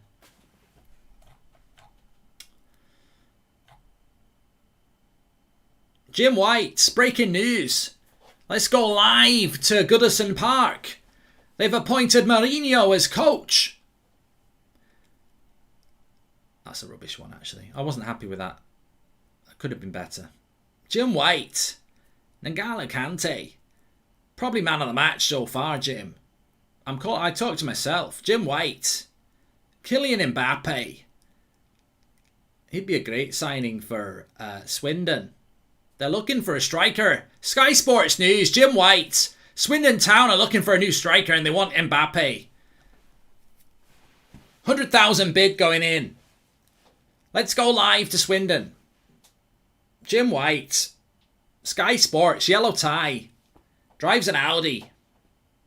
Don't know whether he does.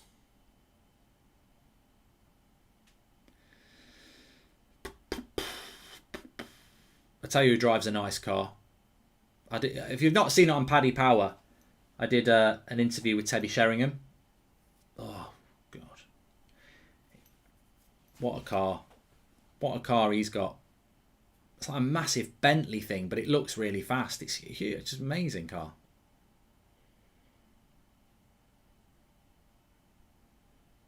I'm not even a car person, but I went, Teddy, I'm not a car person, but that's a nice car. What car do I drive? Vauxhall Astra. As long as it gets me from A to B, I don't care.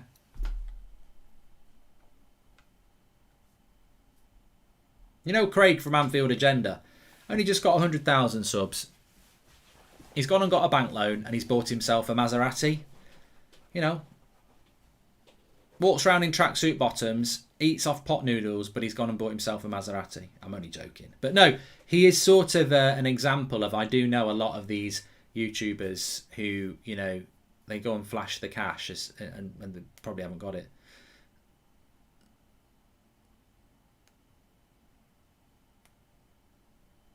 I've never really been like that myself.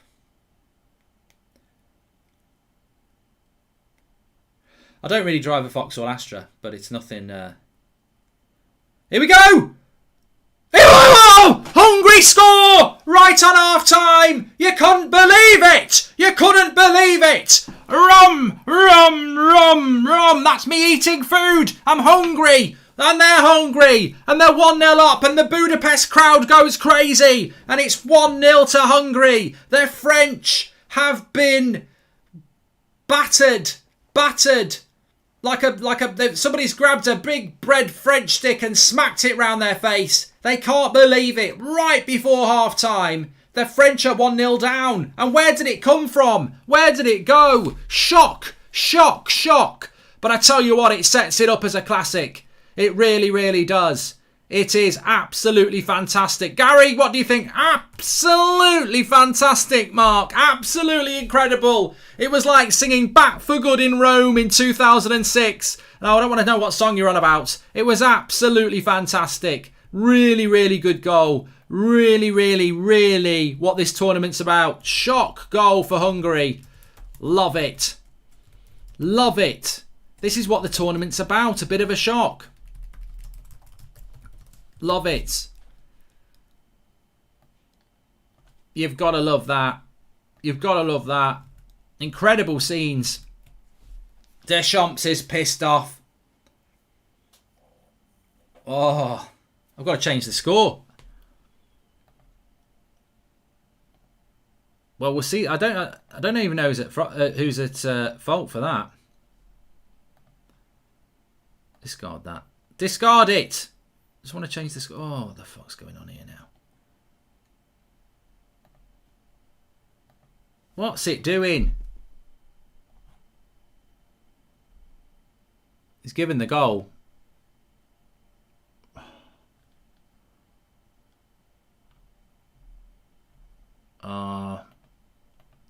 What is it done?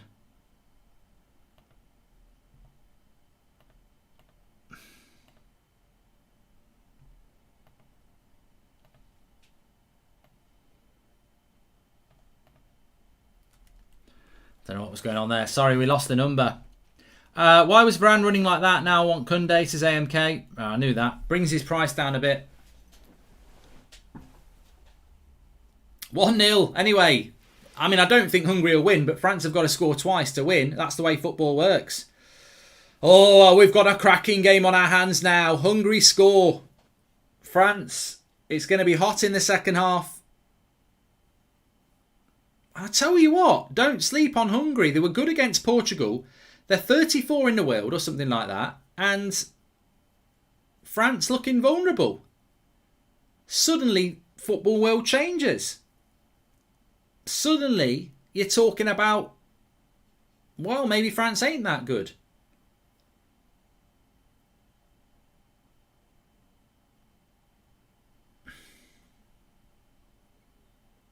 Hungary are winning, says Watt. I can't believe it. I hope we finish second so we avoid facing Germany, France or Portugal at least for another round, says Liam Cartwright. Ball into the box. We're nearly up for the first 5 minutes of this stoppage time in the first half. That's a foul by Kimpembe. He's got to give it. No, he's not. He's not giving it. Kariki! It's Ollie. Turn on the telly. You won't believe it. What are you watching, Ollie? You watching Countdown again? No, I'm watching France. Pogba's playing. France are beat Hungary. And they end in an E. Hungary, Kariki, are beating France. And Pogba's not playing well, Kariki. And Varane made a mistake. Get it on, Kariki. It's the best game ever. It's half time and it's 1-0 to Hungary. Who'd have thought we'd be saying that? I'll tell you what, I'm very happy that we're saying that. I'm very happy. Jim White, Sky Sports News. Jim White, Hungary beating France 1-0 here. Jim White from Sky Sports. You wouldn't believe it. You wouldn't believe it. I can't believe it, but it's true. I'm Jim White from Sky Sports wearing a yellow tie and it's 1-0 to Hungary. Unbelievable stuff, Jeff. It's 1-0 to Hungary at half-time. It really is 1-0 to Hungary at half-time. And they deserve it. They deserve it. A bit of a big chance missed by Benzema. Big chance by Benzema. But look, let them have their moment in the sun. They're not in the sun, they're in the shade. But it's a fantastic goal by Hungary. We're going to see it back now, surely. But the French can't believe it. They won't be happy with that. I don't think this game's over. That's because it's half-time and it won't be over. But it's 1-0 to Hungary. We await to watch that goal back again. France behind because the other team is more hungry, says Jeffrey. Remember, we're doing Portugal versus Germany at 5 o'clock. Really looking forward to that. Please subscribe, bottom right-hand corner. Get involved with the channel. Everyone's welcome on here. That's football. This is the way we roll. Interactive and... that's it. Interactive. We're interactive. That's how we work. So make sure you subscribe, bottom right-hand corner. Hi, Mark. When can we send in our videos about Ollie in or out to apply to be part of the United Stand team? Armin, that was last week, mate. You need to go and watch the videos from last week. You need to watch them from last week. It was done last week. Jim White, 1-0 Hungary. I hope we don't buy Varane. I do. You know what? I love football opinion. I love football fans. But one thing I don't like about modern football is the flip-flop nature of it. You make one mistake and you're shit. I mean, I will take Varane at United because we play Lindelof and Maguire. I would take Varane at Manchester United because he's one of the world's best centre-backs. And I would take Varane at Manchester United because I also know football ain't a game of FIFA and nobody has the flawless game. So you wouldn't take Benzema at United because he just missed that chance. It's the same thing. People make mistakes. I can't believe it. Unbelievable. Unbelievable, Jeff. Jim White, yellow tie, drives an Audi, eats cornflakes. Same Mark, I want Varane, says Lewis O'Donoghue. Well, I'll tell you what, Goldbridge, I've got to be honest. I've got to stick up for the chat here because you know what? I thought I'm France. I'm getting a French passport for Chris Wood and Tarkowski. Fuck Varane and Benzema because I tell you what, Tarkowski don't make this mistake. Let's watch the goal back. Some Hungarian in a red shirt always helps playing for Hungary. He's away and Varane just can't catch up with him. I don't know what I think to be honest with you, who's this twat in the cat? Come on. I mean, what does Varane do wrong here? He misses the first tackle and if he sticks his leg out, it's a penalty. Amateurs in the chat. I don't actually think Varane does a lot wrong there. I thought he was... I was talking about something else when it was through one-on-one. I actually thought Varane made a massive mistake. He doesn't make a massive mistake there. There's not a lot there. Full stadium, Hungary is 1-0 up. What a beautiful sight. I believe in miracles. I believe in miracles. I believe in miracles. Xander Vicker, thank you for the super chat there. But France are losing to Hungary. This game is going to be cracking second half. I mean, imagine if it was 2-0 to France. We'd be sat here talking about what we're having for tea. But we're not. We're talking about France losing 1-0 to Hungary at the moment in the group of death. And Hungary are winning. I don't think they will win in the end. But I do think that we're in for a cracking second half. And look, when you look at it from France's point of view, that is their best team. That is their best team that they've got out there. And they've been lacklustre. I think Mbappe's looked good. And look, Benzema probably should score. But for me, I don't think France are ever going to be the team that... I mean, even when you think back to the World Cup, France aren't the team that dominated everybody throughout the World Cup, are they? France are the team that, they're very solid, they're very workmanlike, and they've got the quality to win. So, I think that France need to go up through some levels. They don't have Kingsley Coman, mate, but well.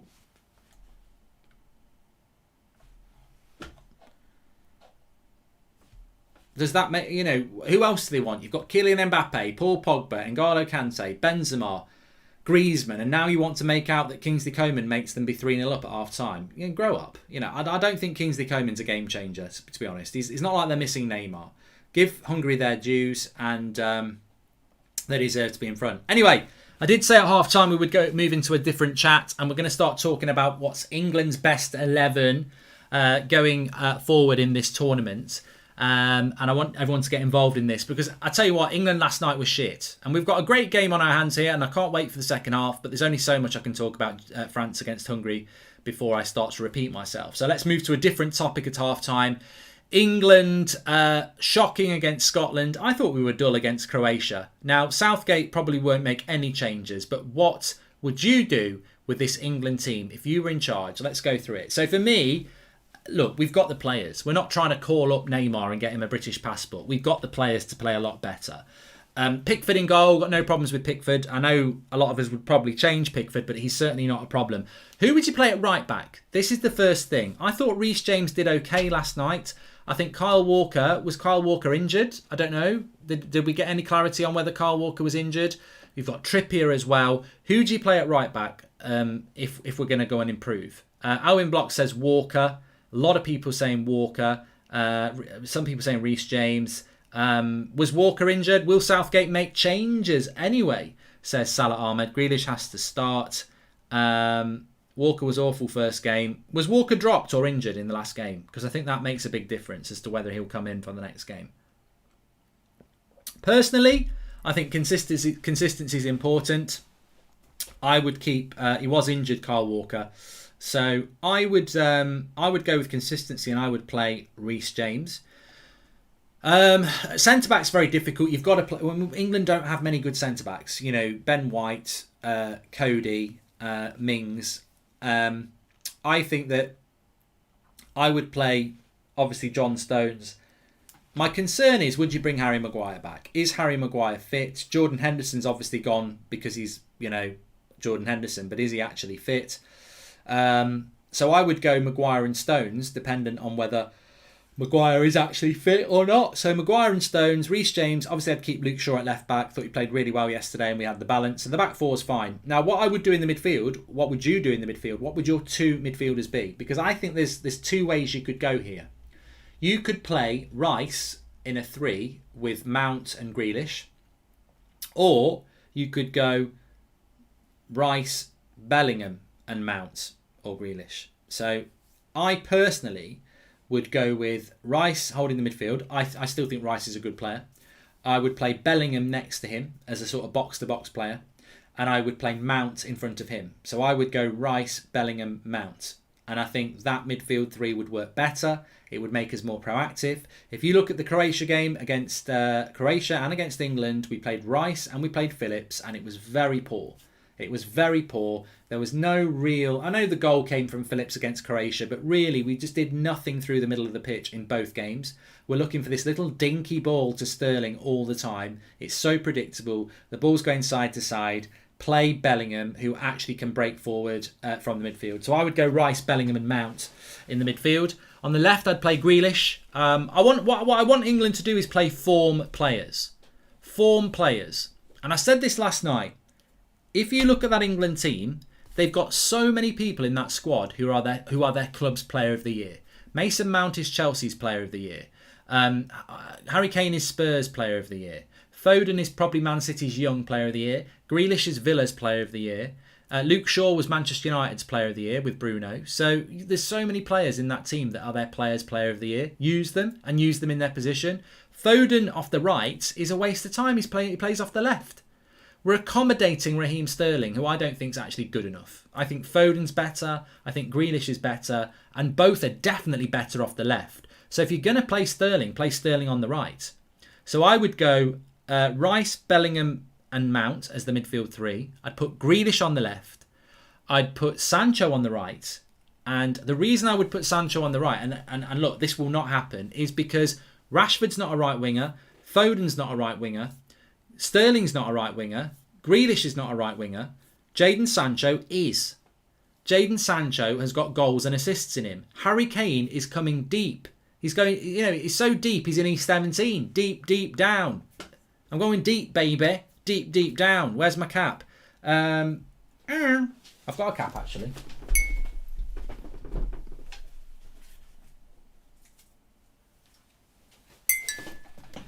Yeah, we're going deep, baby. Deep, deep down. We're going to sleep, sugar. Rest up on my chest. Going deep, baby. Deep, deep down. Going to sleep, sugar. Rest up on my chest.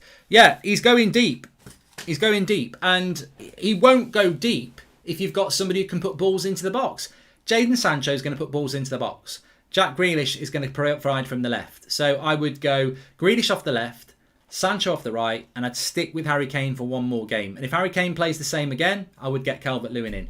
Pick your form players. Pick your form players. So that would be my team. I would go with... sorry, let me just see what this super chat says. Per Eric Klassen says... Mark, I've almost seen all teams play 2 games. I can't see any clear favourites, even though some teams are dominant in some games. I think it's a very evenly this year. Well, I think Italy have been the best. Per Eric Klassen. Matt Wrexham have been bought by the Deadpool actor Ryan Reynolds, so these rich guys are out there, says Gavin Blake. Sky Sports News, Jim White, yellow tie, drives an Audi, eats crunchy nut cornflakes. Wrexham are they're looking to buy Kylian Mbappe and Neymar in £100 million ×2 deal. They're off to Wales. But my England team, honestly, against Czech Republic and for the rest of the tournament, would be Pickford, James, Stones, Maguire, Shaw, Rice, Bellingham, Mount, Grealish, Sancho, Kane. It's balanced, it's in form, and it works. Oh, I've got to bench Foden. Well, whoop-de-doo. He can come off the bench like Grealish did. Oh, I'm benching Rashford. Well, to be honest with you, I don't think he's fit anyway. Oh, I'm benching Sterling. What, like Pep does? I've got no sympathy. I've got no sympathy. That team does not work. The midfield doesn't work. The front four doesn't work. We've played shit football for 2 games. There's no fluidity. There's no chemistry. I'm telling you now. Rice, Bellingham, Mount, Grealish, Sancho, Kane. You'll see a different England. But I tell you what, Southgate is like some other managers I know. He's got his favourites. He's stubborn. He won't change it. He won't bench Sterling. He'll probably try and get Rashford in the team. He won't bench Foden. And you'll see Grealish and Sancho sat on the bench with Bellingham. And that I would change it. I've got nothing against Kelvin Phillips. I just think Bellingham's better. I've got nothing against Raheem Sterling. I just know Grealish is better on the left. I think Foden's better on the left as well. So, I think that's the way England need to go. But I'll tell you this right now. Ricky, welcome to the Members Club. I'll tell you this right now. There is no way Southgate's going to change how we've changed it there. No, not in a million years. I think on Tuesday night, Rice and Phillips again. Mount, probably Sterling and Rashford with Kane. He'll go and do something like that. He won't change it the way it should be changed. Never in a million years. Nearly 10,000 of you watching. We are doing Germany versus Portugal, so get ready for that. 5 o'clock kickoff. Really excited about that.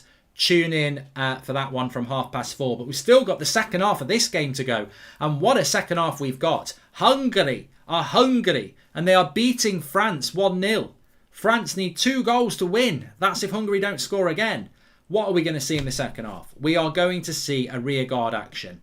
We are going to see that Hungary side sit back and try and defend. And I think France will score. And I think France will probably score too. But it still makes it a very interesting game. If England lose last 16, does Southgate have to go? Oh, 100% Salah Ahmed. And look, everybody's entitled to an opinion. Everyone can think what they want to think. But for me, if Southgate, in a tournament where basically it's the closest you're ever going to get to Euro 96, because 7 of your 6 games are played at Wembley. If we get knocked out before the quarterfinals in what's basically a home tournament, Southgate out. That needs to go. But the scary thing is he probably won't get sacked because the FA love him. the media love him, and the pundits love him. So, you know, he probably won't get sacked, but he has to go. He has to go. He's an appallingly crap manager. He's got an opportunity on Tuesday to listen. He's got an opportunity to play the only right winger we've got on the right wing, Sancho. He's got an opportunity to put on the left wing his two best left-sided players, either Grealish or Foden. That's the way to go. Sancho's got to be on the right, and Grealish or Foden has got to be on the left. Mount's your best 10, Kane's your best striker. There's no place for Rashford, there's no place for Sterling. It's as simple as that. But he won't do that. And everybody who says Southgate equals Ollie, I think it's really unfair on Ollie, because Ollie actually has got a CV. He's finished third in the league with United, second in the league with United. Southgate got relegated with Middlesbrough. And I know Ollie got relegated with Cardiff, but Southgate would not get second with United. He wouldn't. He'd be a bloody mess. A real mess. And I hope that Lampard's not taking a job because he's waiting for the England job, but we'll see. Anyway, second half's about to kick off. We can continue the chat. I'm not going to last today. I never should have done the Sean Dyche impression. My throat's gone sore. I'm a bloody idiot. Well, we're in for a massively exciting second half here. France against Hungary. 1-0 to Hungary. Fiola with the goal. And France have got to find a way back. Mbappe, I thought, was actually the best player on the pitch in the first half. Where's all the crowd gone? It's like watching him. It's like Hampden Park. It was packed. Where are they all? What's going on? They're all having a rest. They're all having a break from the sun, aren't they, on that side? That's what it is. It's so hot. 30 degrees. Yeah, the hot bit. They've all forgot the sun cream. In the bit that's outside the sun, everyone's back. Big queues for drinks.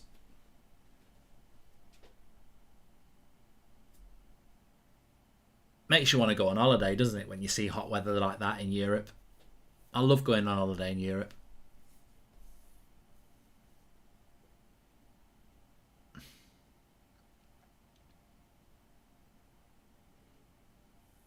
Gabriel says I'd drop Mount. He's a bit overrated. I just think Grealish has got to start. He's, half an hour in a game like that wasn't enough. Vigna says 30 is normal in Malaysia. It's 35. Yeah, it's not where I live. It's not. I'm not doing Sean Dyche again. It must kill him to talk, because every time I try and do an impression of him, it really hurts. Do you speak French? Says Ihab. Comme si comme ça. Voulez-vous? Oui. Non. Fromage frais. Tournez à gauche. Tournez à droite. Je m'appelle Marc. Quel âge as-tu? Yeah. So, yeah, I've probably just done quite all right. Bonjour. Au revoir.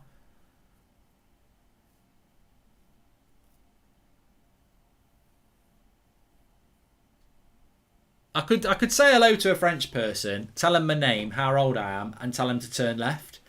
But if I actually needed to know where like the police station was or the embassy, I'd be fucked. I can order a drink in Spanish. Hola, dos pintos con limón. Por favor. So I just said hello. 2 pints of lager with a lemon top. Thanks. I've just exposed my drink order, but it's a lager with a bit of lemonade in the top. Is actually it was Fanta. They used Fanta, lemon Fanta there.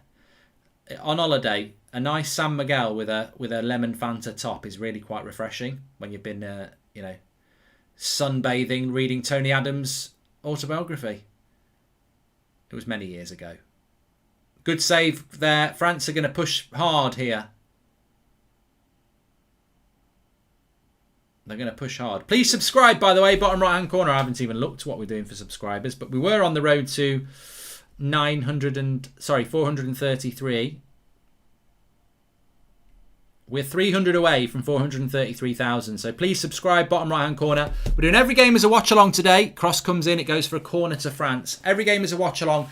The big one, the one I'm really excited about, the one that gets me out my chair and, you know, letting my hips loose a little bit and a little bit of dancing. I'm dancing is Germany against Portugal. Really excited for that one. Ronaldo and Bruno, my favourite two players. Mind the Gap says it'll be 3-1 to France. I don't disbelieve you. I really don't. I think that I do think France will win, but it just makes it interesting for us, the viewer, that that France are having to work hard. And look, this is a you know, France are the better team. If they were to lose this game, it's a shock. It doesn't mean France aren't going to win the tournament.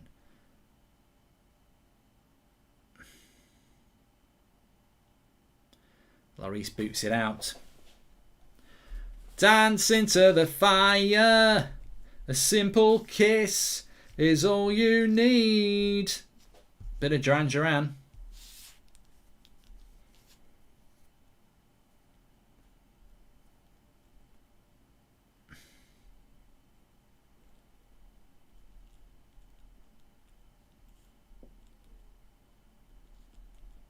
What are you all having for your tea tonight? I'm just messaging someone about tea. How would you feel about Gerrard being England manager? Carl Austin. Hold on, Hungary on the attack. Go on, switch it. Oh, nearly. I tell you what, it'd be absolutely fantastic. I wouldn't mind Gerrard or Lampard as England manager because we've got Gareth Southgate as manager. I don't think people realise how many better English managers there are than Gareth Southgate. Like Sean Dyche should do a better job. Potter, Eddie Howe, they do a better job.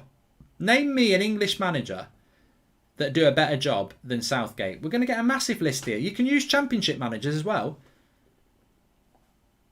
Like, I'll tell you a name that I think Southgate's from. If you chuck forward English managers that are in the top 2 leagues in England, I will tell you if I think Southgate's better than any of them. Because I don't rate him at all. Pogba with a shot just wide.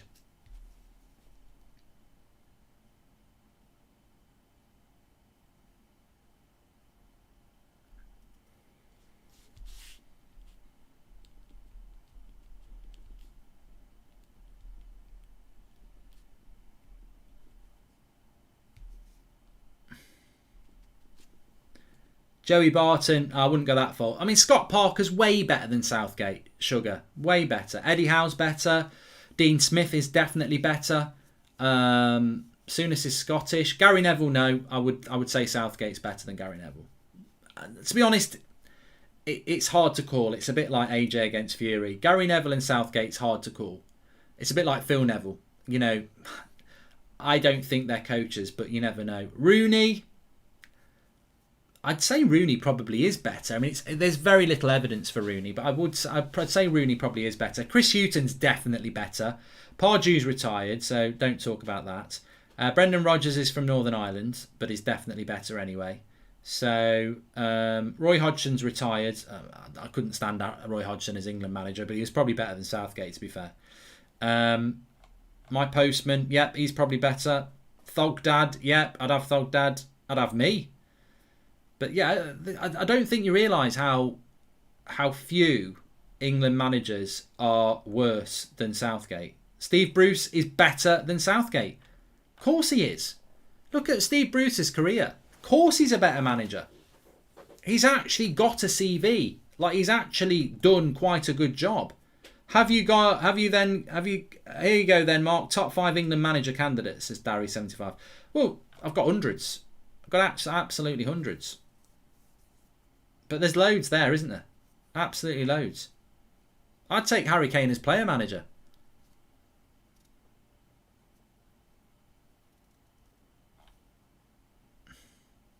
France are starting to get a little bit tetchy here.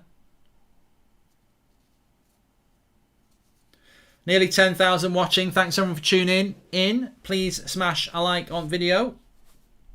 Subscribe, bottom right hand corner. We've still got a long way to go in this game, but France, Neil Warnock, no, I won't go that far. He's probably a better manager, but the football would be crap. There's a big difference between being good and being crap.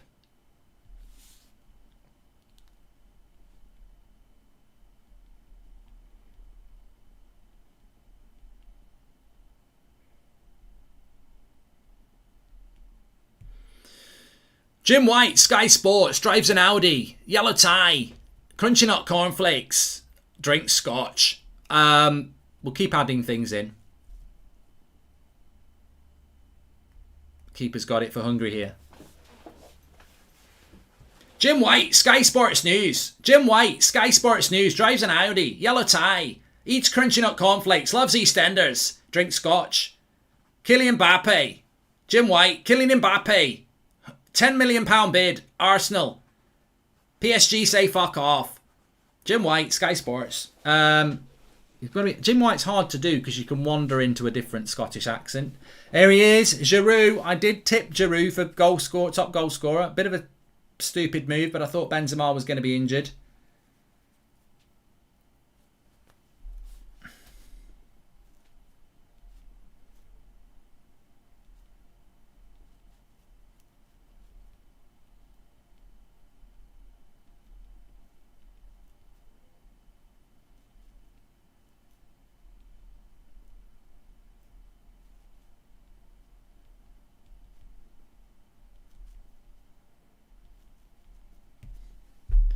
Today, what are you going to do between the Portugal and Germany game? Well, probably have about half an hour, so probably have a quick wee, little snack. I've got a couple of goals in the garden, so I'll probably just run up and down, shooting in each goal for 5 minutes, pretending I'm Bruno, and then sit down and go live again.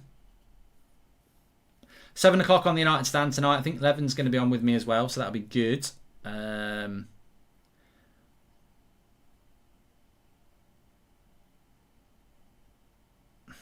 Kimpembe's going to get sent off. Is he on a yellow card? Plenty of time for France here. Hungary just looking to, be tenacious, stay hungry, and then hit on the break, which they've got an opportunity on the break. They've got some good... look, I don't know many of these Hungarian players. I only know the goalkeeper. And, that's only because we holiday together. But I know him because he's Leipzig's keeper. But they have got a not bad setup, and we saw it against Portugal. They're not bad on the ball. They're all very, very tenacious, and they're all quite quick as well. So well done to Hungary. Yeah, they've got to be careful in the last 10 minutes. Hungary, they did concede 3 in the last 10. Why does everyone look so red-faced on the BBC? They've got something wrong with the filters. That's normal. That's better. Dembélé is coming on. Who's he coming on for? Dembélé for Rabiot. They're making changes here. What's going on with this? I think I need a new battery in it.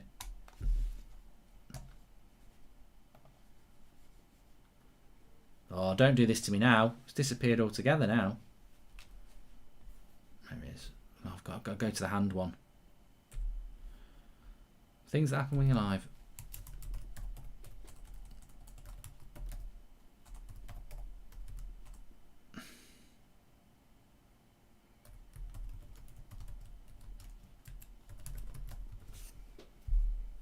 The things you do for love.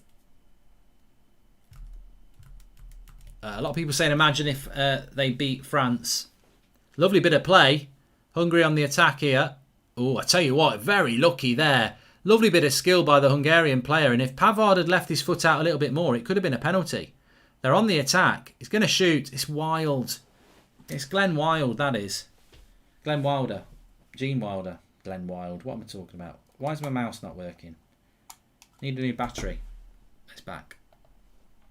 You ever done that with? Did you ever used to do that when you were a kid? I don't advise you do it, but when your remote control.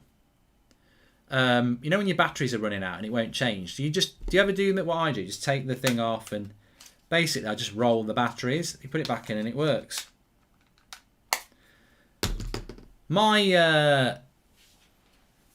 I think it was my granddad. He used to take the batteries out, put them on the radiator for a bit, put them back in and say they'll be fine. I don't know whether that's just a myth, but he definitely used to do that. Here is Dembélé. Lovely bit of skill. Good shot, good save. I tell you what, he looks up for it, Dembélé. He's a good player. Afternoon, Mark. I would say Ollie is infinitely better than Southgate. He's tactically better than Southgate too. Oh, Andy and Bruno. The only reason people say Is it the post? It wasn't even a goal. It's a goal kick. It wasn't a save. Maybe he has given a corner.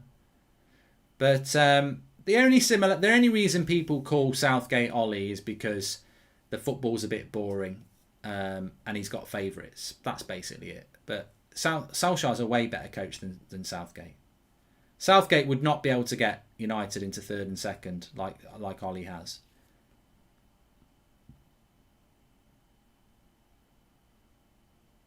And I'm not saying Solskjaer's perfect because he's not, but here's Hungary on the attack. Oh, Kimpembe does well. What I like about Hungary is that they're actually still looking to do things on the break. Mario says, Mark, I guarantee you Frank Lampard will be the next England manager. Another FA man, just not good enough. Mario, but the thing is, I would take Frank Lampard every day. Who would like Lampard as England manager? Because I actually never really liked Lampard as a player because he played for Chelsea and Man City, so the rivalry was there. But when he became a pundit before he became a manager, I said, I've changed my opinion on Lampard. What an intelligent guy. He really speaks well about football. And then with Derby in his first year at Chelsea, I thought the football he played with Jody Morris as his coach, they played good football. So I would take Lampard. I think he's actually perfect for international football. Yeah, he's a bit of a media, darling, which isn't a problem, but I think he'd play good football. And that's what I want England to do. I don't mind us not having the best manager in the world as long as we play the right brand of football. Hungary again. They're breaking a lot here. Half an hour to go.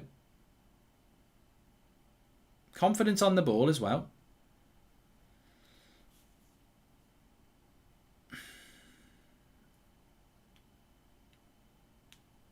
So I would take Lampard as England coach. But that's just because of how bad... I think Southgate's terrible. Oh, I can only do about that for 2 seconds now. I'm getting really unfit in the Euros. I've got no time to do any fitness work. Just sit on my arse and watch it grow. I'm going to have Wagamamas for tea tonight. Yeah. Shamone. Come on. You can do it. Basically, I'm holding my chair up. I'm holding myself off my chair. Come on. That's rubbish. I could do that a lot longer than that. I'm really unfit at the moment. I think I've got something wrong with me. I think I've got like long COVID or something. Or I'm just unfit.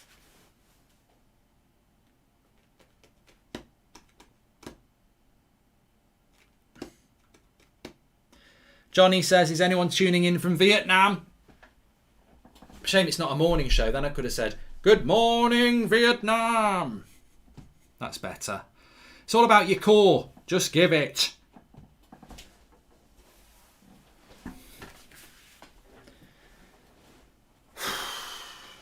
Look at that stadium. It's rocking. I said this in the first half. I'll say it again. What a lovely sight to see a packed out stadium. We've not seen this for well over a year. Packed out stadia. Sunny weather as well. This to me is what Euros and World Cup tournaments are all about. In June, in the sun, in front of a packed out crowd with different country flags for the two teams. The Hungary games in Budapest have been a real pleasure in this tournament so far because we get packed out stadia. Is anybody else, here's one for the chat, is any other ground going to get to anywhere near 100% capacity in this tournament?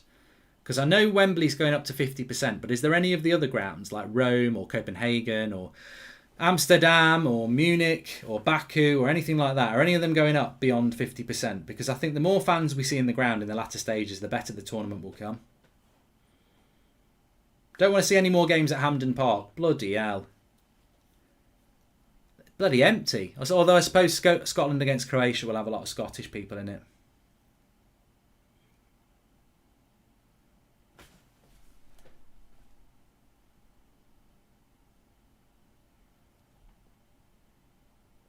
Portugal apparently are going to go up to 100%. Ollie would do much better with the players Southgate has, and United did play better football towards the end of the season. Unfair on Ollie to get compared. I agree with you, Shravanth. Should have the final in Budapest. Portugal apparently is going to go up as well. Hungary on the break again here. He's all on his own. Varane just tackles him. Who's going to win Portugal versus Germany? I don't know, but tune in for that watch along because if... Ow! Bloody hell, just caught one in between. I am going to be very much Team Portugal in that because it's Ronaldo and Bruno. They're my boys. They're my boys. But that's one of the games I'm looking forward to the most. 64 minutes. I mean, Hungary did concede 3 in the last 10, so it's not over yet. That's a foul by Pavard. Second yellow! Second yellow! He's on a yellow. Second yellow. Not going to do it.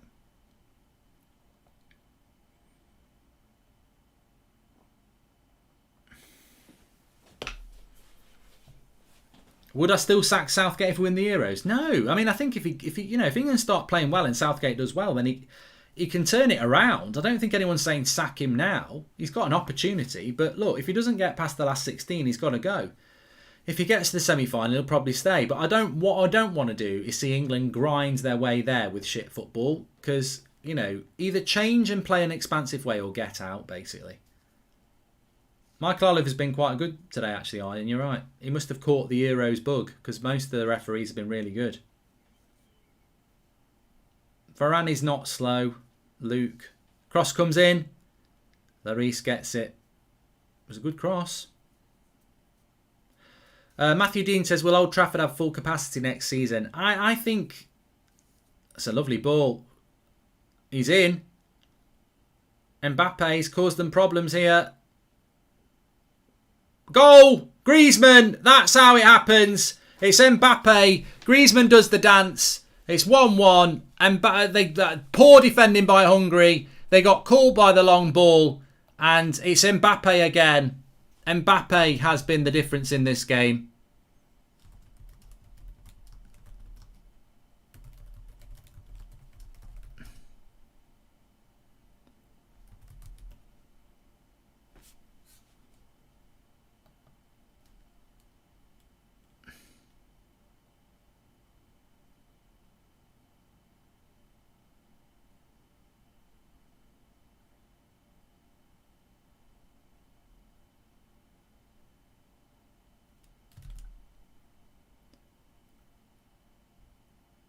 And Griezmann doesn't miss that time. I'm just making sure there was no... Oh, sorry for the silence. Sorry. I've just been silent there because I thought that there was going to be some sort of VAR review. There's definitely not. There's nothing wrong with that goal. And it's 1-1. And it's it's a bit of a shame for Hungary because ultimately that came from a long ball that they let bounce. Never let it bounce. Never let it bounce. Mbappe does fantastic work again. But it's basically from a good cross, from a good free kick. We're seeing a lot more of this, I noticed Man City did it a lot last season, where you've got an attacking corner or free kick, and the goalkeeper gets it, and teams are breaking so fast. Football's moving on all the time, and teams are definitely seeing that as an opportunity to, break on teams fast. And look, I don't know whether it's... Their two centre-backs are probably up for the free kick, so it's probably wingers or something like that, and they've let it bounce, and that's led to the problems, so...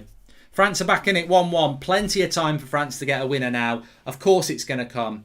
I did say I thought France would win even when they were 1-0 down at half time. But I feel a bit for Hungary because I think for 80 minutes against Portugal they were good. And for 65 minutes they've been really good here. But it's a 90-minute game. It always has been. The rules haven't changed.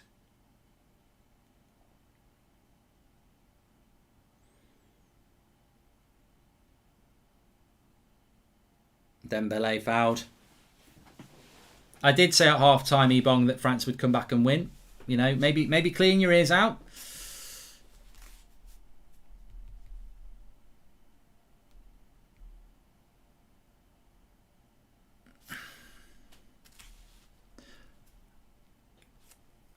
João Felix is injured, says Thomas. But that's probably why he's not been playing football then. Because I don't understand why they wouldn't use it.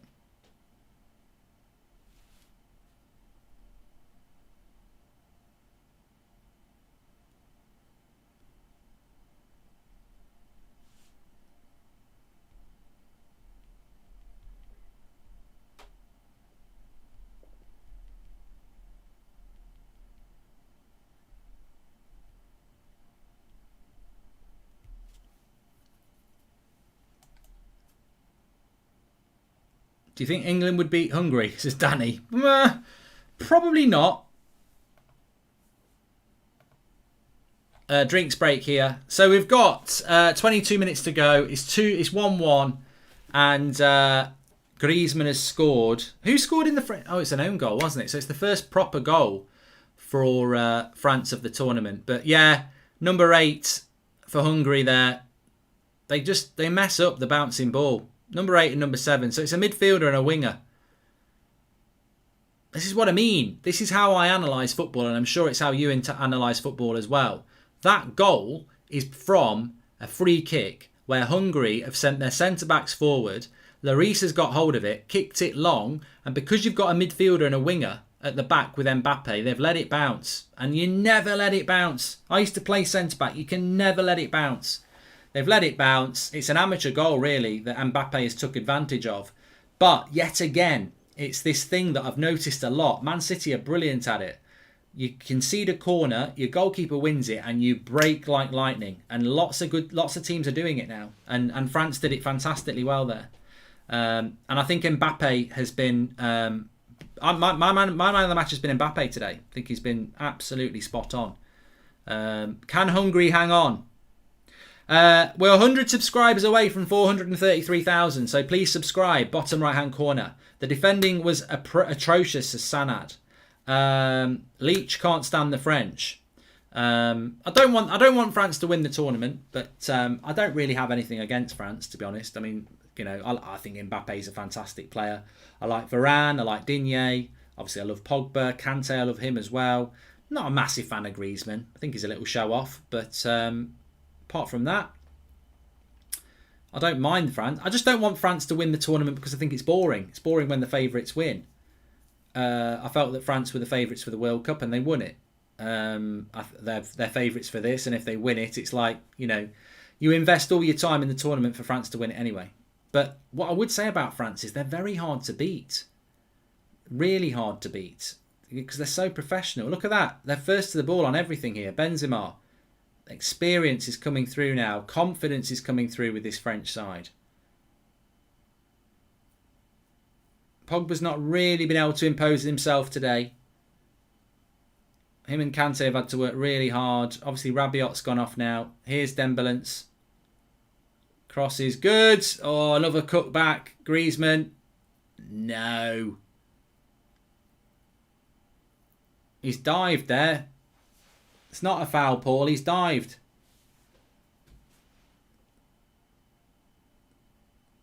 He's a diver. He's a diver there, Griezmann. Is it coming home, says Luke. England are coming home, yeah. They're like literally going home. Spain game, we will be doing a watch along tonight, Alan, yeah. Got Craig on for that.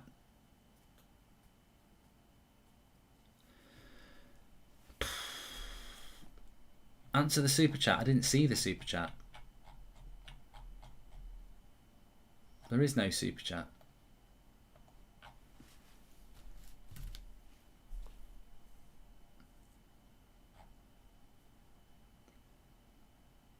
Volta says, if France win this game, the only result that matters to Germany is the victory against Portugal. Losing or drawing is the end of the Euros. Well, it's not, because they can go through in third place. Thoughts on Italy? I think they're the team of the tournament so far.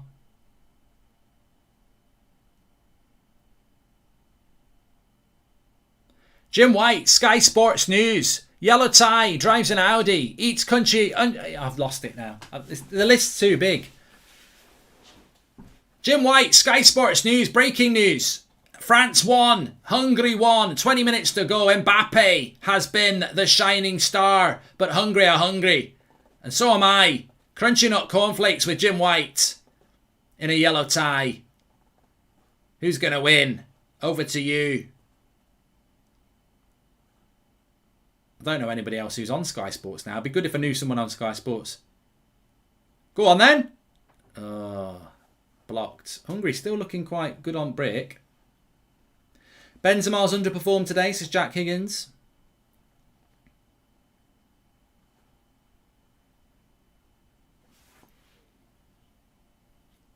What do we think about the effort levels from Hungary, though? absolutely fantastic, Mark. They've been absolutely incredible. It reminds me, Gary Barlow, of I did a sponsored piano playing sing-song just for myself. It wasn't for charity. Nobody watched. I did 8 hours singing back-to-back Take That songs. A million love songs. It really was. Thanks.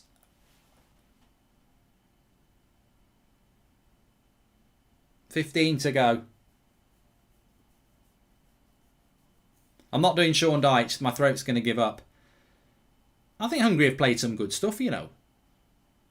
In many ways, this game's been a little bit like England against Scotland, because France have got so many better players than Hungary. But Hungary have sort of, you know, for their level, they deserve something from it. I think they've played good football. I think they've been tactically good. But they just don't have the quality of players that France have got. I mean, France are bringing on Tolisso and Giroud.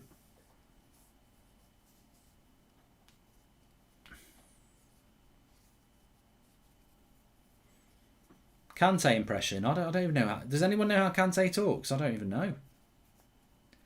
Scooby-Doo. I think Scotland will be a very interesting game on Tuesday. I mean, we will... Jim White, Scotland. Scotland will be a very interesting game, Mark. Jim White says. It will be. Croatia, Hampden Park. Scooby-Doo. And we'll have the Iron Brew, Mark. Don't you worry about that. Yellow tie, Jim White, Sky Sports. I think that... Croatia have got 1 point and Scotland have got 1 point. A draw is no good for either of them. The top 2 will go through and you won't go through with third place. So Scotland against Croatia cannot be a draw. They've got to go hell for leather in that game, because 2 points you will not go through with third place.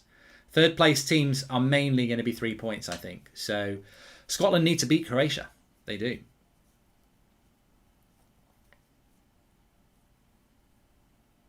Good turn, Hungary. Cross comes in. Lloris grabs hold of it. He's gone for the big kick again. But the centre-backs are back this time. They won't let it bounce. And they didn't let it bounce. Ole Gunnar Solskjaer. Karaki. Karaki. I like Hungary, Karaki. Karaki. Karaki. I've just been thinking... Hungary, are you watching it? Yeah, me too. Hungary are drawing with France, and France have got Pogba and Varane. Maybe we should be buying some Hungary players. Are any of them British? Have any of the Hungary players, Karaki, got British passports?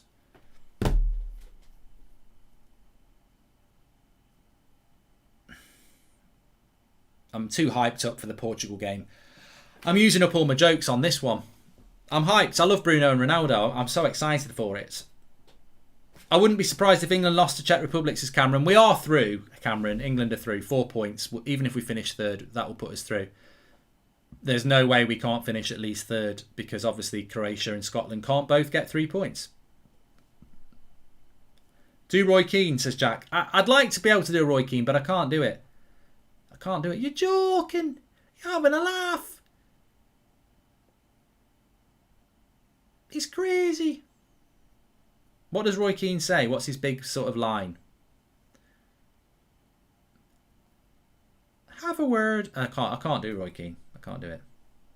It's do or die for Germany, says Salish. Well, it isn't actually, because if Germany were to lose, they would be on 0 points, right? But then they play Hungary on Wednesday.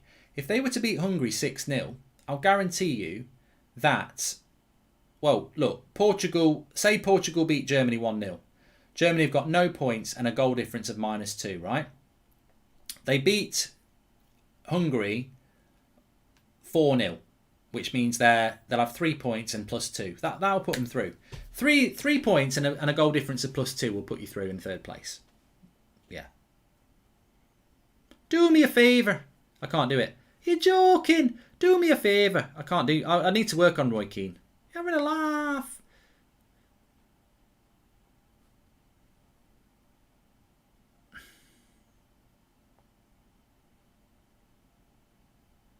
That's his job? Oh, Roy Keane, is that what he says? Carragher. I'm hit and miss with Scouse. I can't. I need to practice that one a little bit, Carragher. I have done it before, but I can't really remember how you do it. Carragher.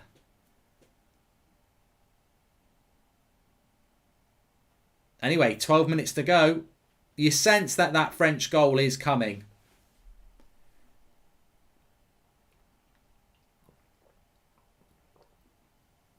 Oh, I'll tell you what, this has been a tiring one for me. It's hard work, you know. It's hard work talking non-stop for 2 hours. Some people think it's like easy. It's not. It's very tiring. Jim White, Sky Sport, rubbish. Jim White, Sky Sports News. Jim White, Sky Sports News. I'm losing it. You start to lose it. The more you do it, the more you lose it. Jim White, Sky Sports News, yellow tie. Drives an Audi. Crunching hot cornflakes, loves EastEnders. Kylian Mbappe. Jim White, Sky Sports News. Jim White, Sky Sports News. Scooby-Doo. Scooby-Doo. Iron Brew. Scooby-Doo. Battered Mars Bar. Billy Conley. Rapsy Nesbitt. What else is Scott? Tenants. I'm losing it. Dembélance. Good bit of skill. And wins a corner. 10 minutes to go. Can you mimic the Leeds fan again, please, Mark? Says Kevin Lopez. If you didn't see it, it was funny. Leeds were full of it. Billy Big Bollocks. Their first game against United in the Premier League, December 2020. They're coming to Old Trafford. They're Billy Big Bollocks all week. Oh, yeah, we're going to get a result. We're going to get a late result. They were like 2-0 down in no time. You're having a fucking... Fuck off! Fuck off! Fuck off! You're having a fucking laugh! Fuck off! Brilliant. Absolutely brilliant. That was probably my highlight clip of last season. That, you know, fan clips. That meltdown.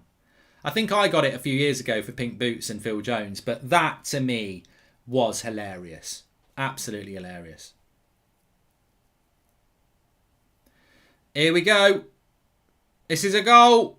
What a save by the keeper. It was a chance for Mbappe and the keeper's made a great save there. I thought that was going to be the goal. I'm sure there'll be another chance. Magnificent save by a keeper. Fuck off! Fuck off! Fuck off! Angry. He was very angry. I don't know whether he's ever done a watch-along again. You know, maybe there were happier times. I mean, it's not bad supporting Leeds, is it? Here's Dembélance. He's looked good. It's got to be worth a shot from there. Yeah, good shot. Keeper saves it from Tolisso.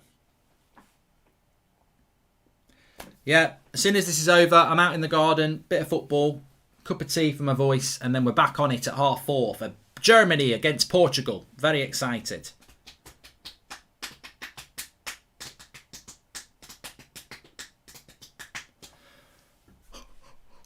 Oh, Maria.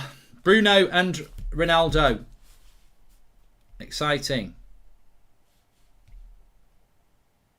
Oh, we're 20 subscribers away from 433,000. Absolutely incredible, Mark. It's absolutely incredible. All those people who said, when you do That's Football, you'll be lucky to get 10 people watching. You've got nearly 433,000. It's incredible the community you've built. It's absolute. It makes me want to sing Back for Good. You're not. Get out. But please subscribe, bottom right-hand corner. Spain versus Poland, there will be a watch-along. There's another drinks break here. He wants another drink. Or is he just coming off? I don't know. But we're 20 subscribers away from 433,000. So please subscribe. Bottom right-hand corner.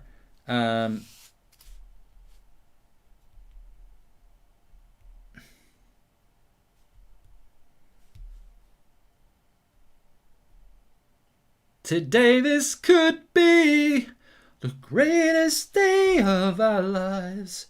Oh, and the world. It's really hot. It's really hot in Hungary. I mean, I'm not there, but it's really hot. Really hot, hot, hot. Do do do do do do do do do do. When's this French winner going to come? I tell you what, if the French winner doesn't come, it's quite interesting, isn't it? It is. It's rather interesting if it doesn't happen. The road to 500k. I know, it'd be great. I love this channel. It's fantastic because it's not about United, is it? So, you know, it's nice. Nice little ball in. Here's Dembélé. You sense a goal for France. I can sniff it out. Sounds a bit wrong, but I can. Portugal, Germany is in Portugal, is it? Portugal, Germany. No, it's not. It's in Germany. I thought Portugal had some games. What's going on with that? You out of your mind or what? What's going on? I thought they had some games in Portugal. Obviously not. So it's a bit of a home game for Germany again, isn't it, really?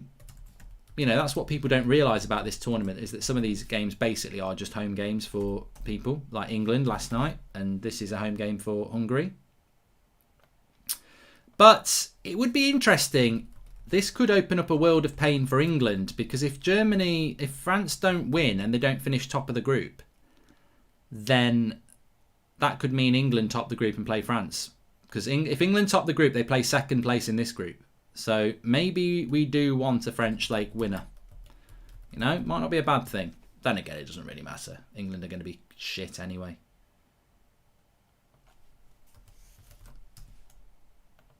You know, let's call a spade a spade. Feeling hot, hot, hot.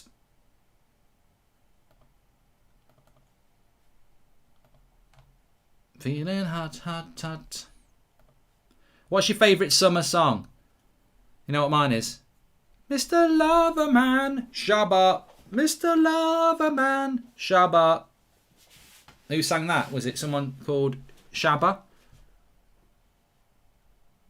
Mr. Lover, don't get love tonight. Mr. Loverman, Shabba. Mr. Loverman, Shabba. Well, he's used all his subs. You know what I'm saying? Did you get me, bro?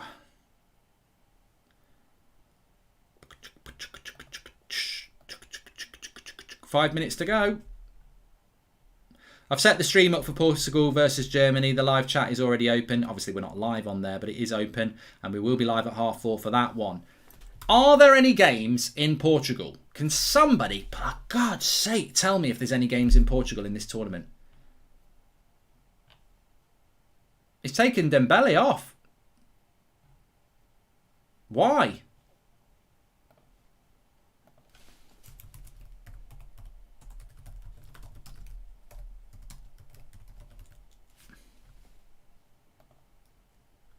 It's got to be an injury.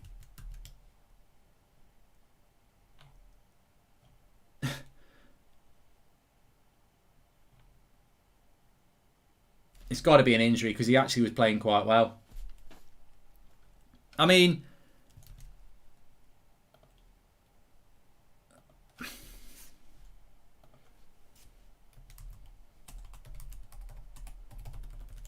it says it all. People are like, why are you calling him Dembélé? And so it came to pass. I tell you what, we're moving towards a draw here. Be a fantastic draw for France if they can do it. I mean, Hungary. Yeah, well done, France, for drawing with Hungary. Who do you think is a good Southgate replacement, says Blue? Plenty of people. Holding his hamstring, says Ewan. You couldn't buy this. United fans wanted to buy Dembélé, right? And some of us said, look at his injury record. It's horrific. He's got breadstick hamstrings.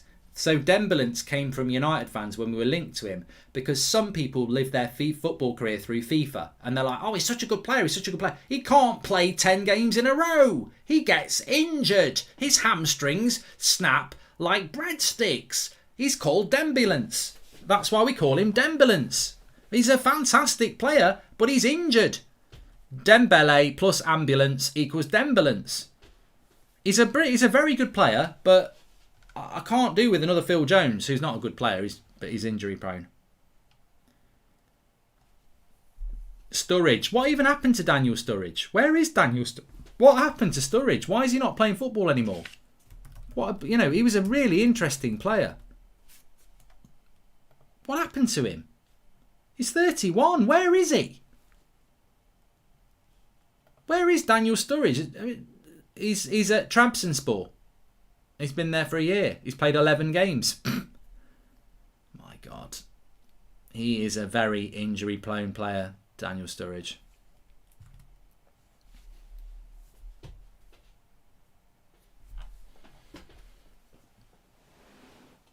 I mean, I don't know whether this is the story with Sturridge, but I was told by somebody once, and I'm not going to name the player, I was told by an agent about a player that gets injured quite a lot, that's not Daniel Sturridge, that basically it's a mentality thing. They get up in the morning like anybody else does, and they'll feel a little bit of a strain or a little bit of a, you know, something, and that will be, I can't play. Like they won't play unless they feel 100%. Well, look, I never feel it. Do you ever walk around the house for a day and not at some point feel like, ooh, why is my calf hurting or something like that? And that's what I was told by this agent, that there are certain players out there that are very injury prone because their mentality is that they feel these things and they don't feel like playing. Whereas you get some players, Harry Maguire, who would try and play with a broken leg, and it's probably true, to be honest, isn't it? Because we're all different. We all have different mentalities. We all have different personalities. And I suppose in football there are so many people. The French are chucking balls at the bloody goalkeeper here, bottles at the goalkeeper. Bloody ridiculous! Come on.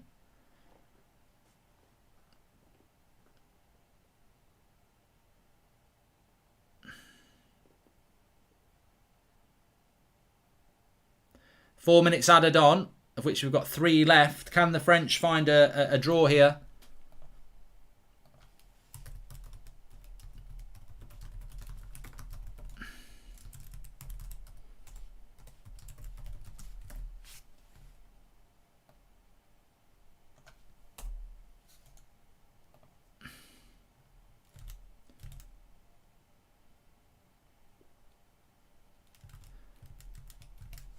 Thanks everyone who subscribed, by the way. I think we've gone past 433,000, which is great. And make sure you're tuning in at 4:30 for Germany versus Portugal. We've got some really good half-time topics to talk about. But I just can't wait. Ronaldo, Bruno, Werner. No, not him. Havertz, Kroos, Gundogan. I can't wait. I can't wait. I feel that today is going to be the day. Today this could be the greatest day of the Euros. And yesterday was shit. So today I feel like the Euros is going to get back on track.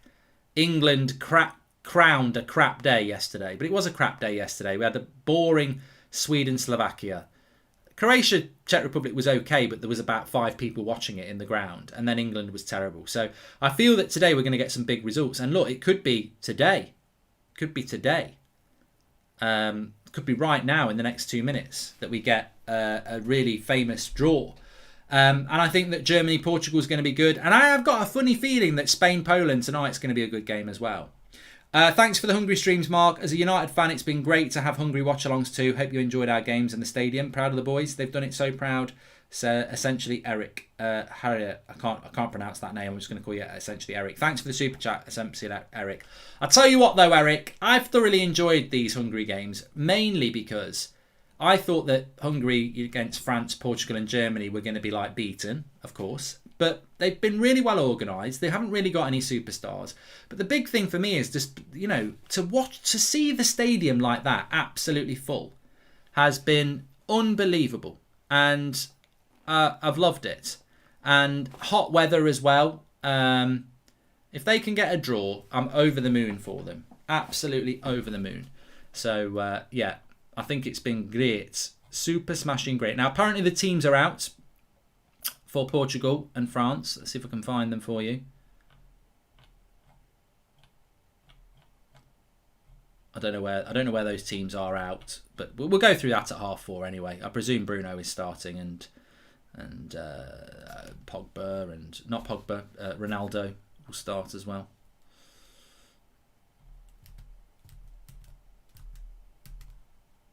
Yeah, but little break and then we'll be back live at 4:30.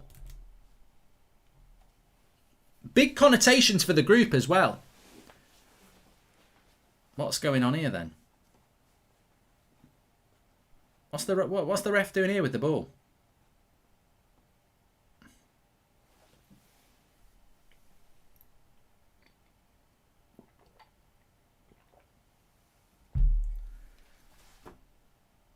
Why don't you just give a free kick? Go on, blow up, Michael. Blow up the ref. Blow up. Don't let France win this late on. It'll be heartbreaking. They are going to do it, aren't they? Oh, Varane. He was up and he headed it wide.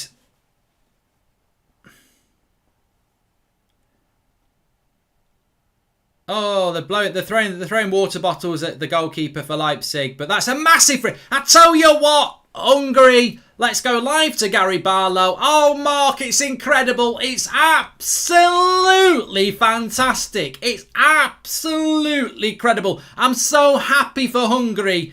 I tell you what, as a celebration thing, me and the lads, Howard and Gary, we're going to come to Budapest. I'm telling you now, Mark, we're going to come to Budapest and we're going to do a free concert, a pop concert. Take that at Hungary to thank them for an absolutely incredible afternoon. We're going to do a free pop concert. We're going to pack Budapest out. Not sure you'd pack it out even as a freebie for Take That, but there you go. It's absolutely fantastic. It's a really good result for Hungary. Well done. And I tell you what, it makes you, it just drops into France's head. You know what? We're not unbeatable. We're not unbeatable. And I think it's good for the tournament. We've seen them play twice, and they've done really, really well. So well done to Hungary. Who would have predicted that? I predicted 3-0. So and look, France had 25 minutes. They equalised with 25 minutes to go, and they've not done it. So 1-1. France will be fine. They've qualified through to the next stage, so they've got 4 points. The French fans don't look too bothered, but they go through 1-1 with 4 points. The interesting thing's going to be who's going to top the group. France against Portugal on Wednesday night. Actually, this is actually a really good thing now, because basically France have got 4 points. If Germany and Portugal draw, Portugal would have 4 points. Germany would have 1 point and Hungary would have 1 point, which means that if Germany or Hungary were to win, they'd have 4 points, and then Portugal against France means something. So yeah, lots to look forward to. We're back live in half an hour for Germany against, not France, they're knackered. Germany against Portugal. So thanks everyone for tuning in. We've had a fantastic stream, haven't we? Make sure you smash a like on the video, subscribe. I'll see you in half an hour. The live chat's already open for that anyway, if you want to carry on the chat, and I'll be live in half an hour. Just gonna have a run around in the garden, stretch the legs a little bit.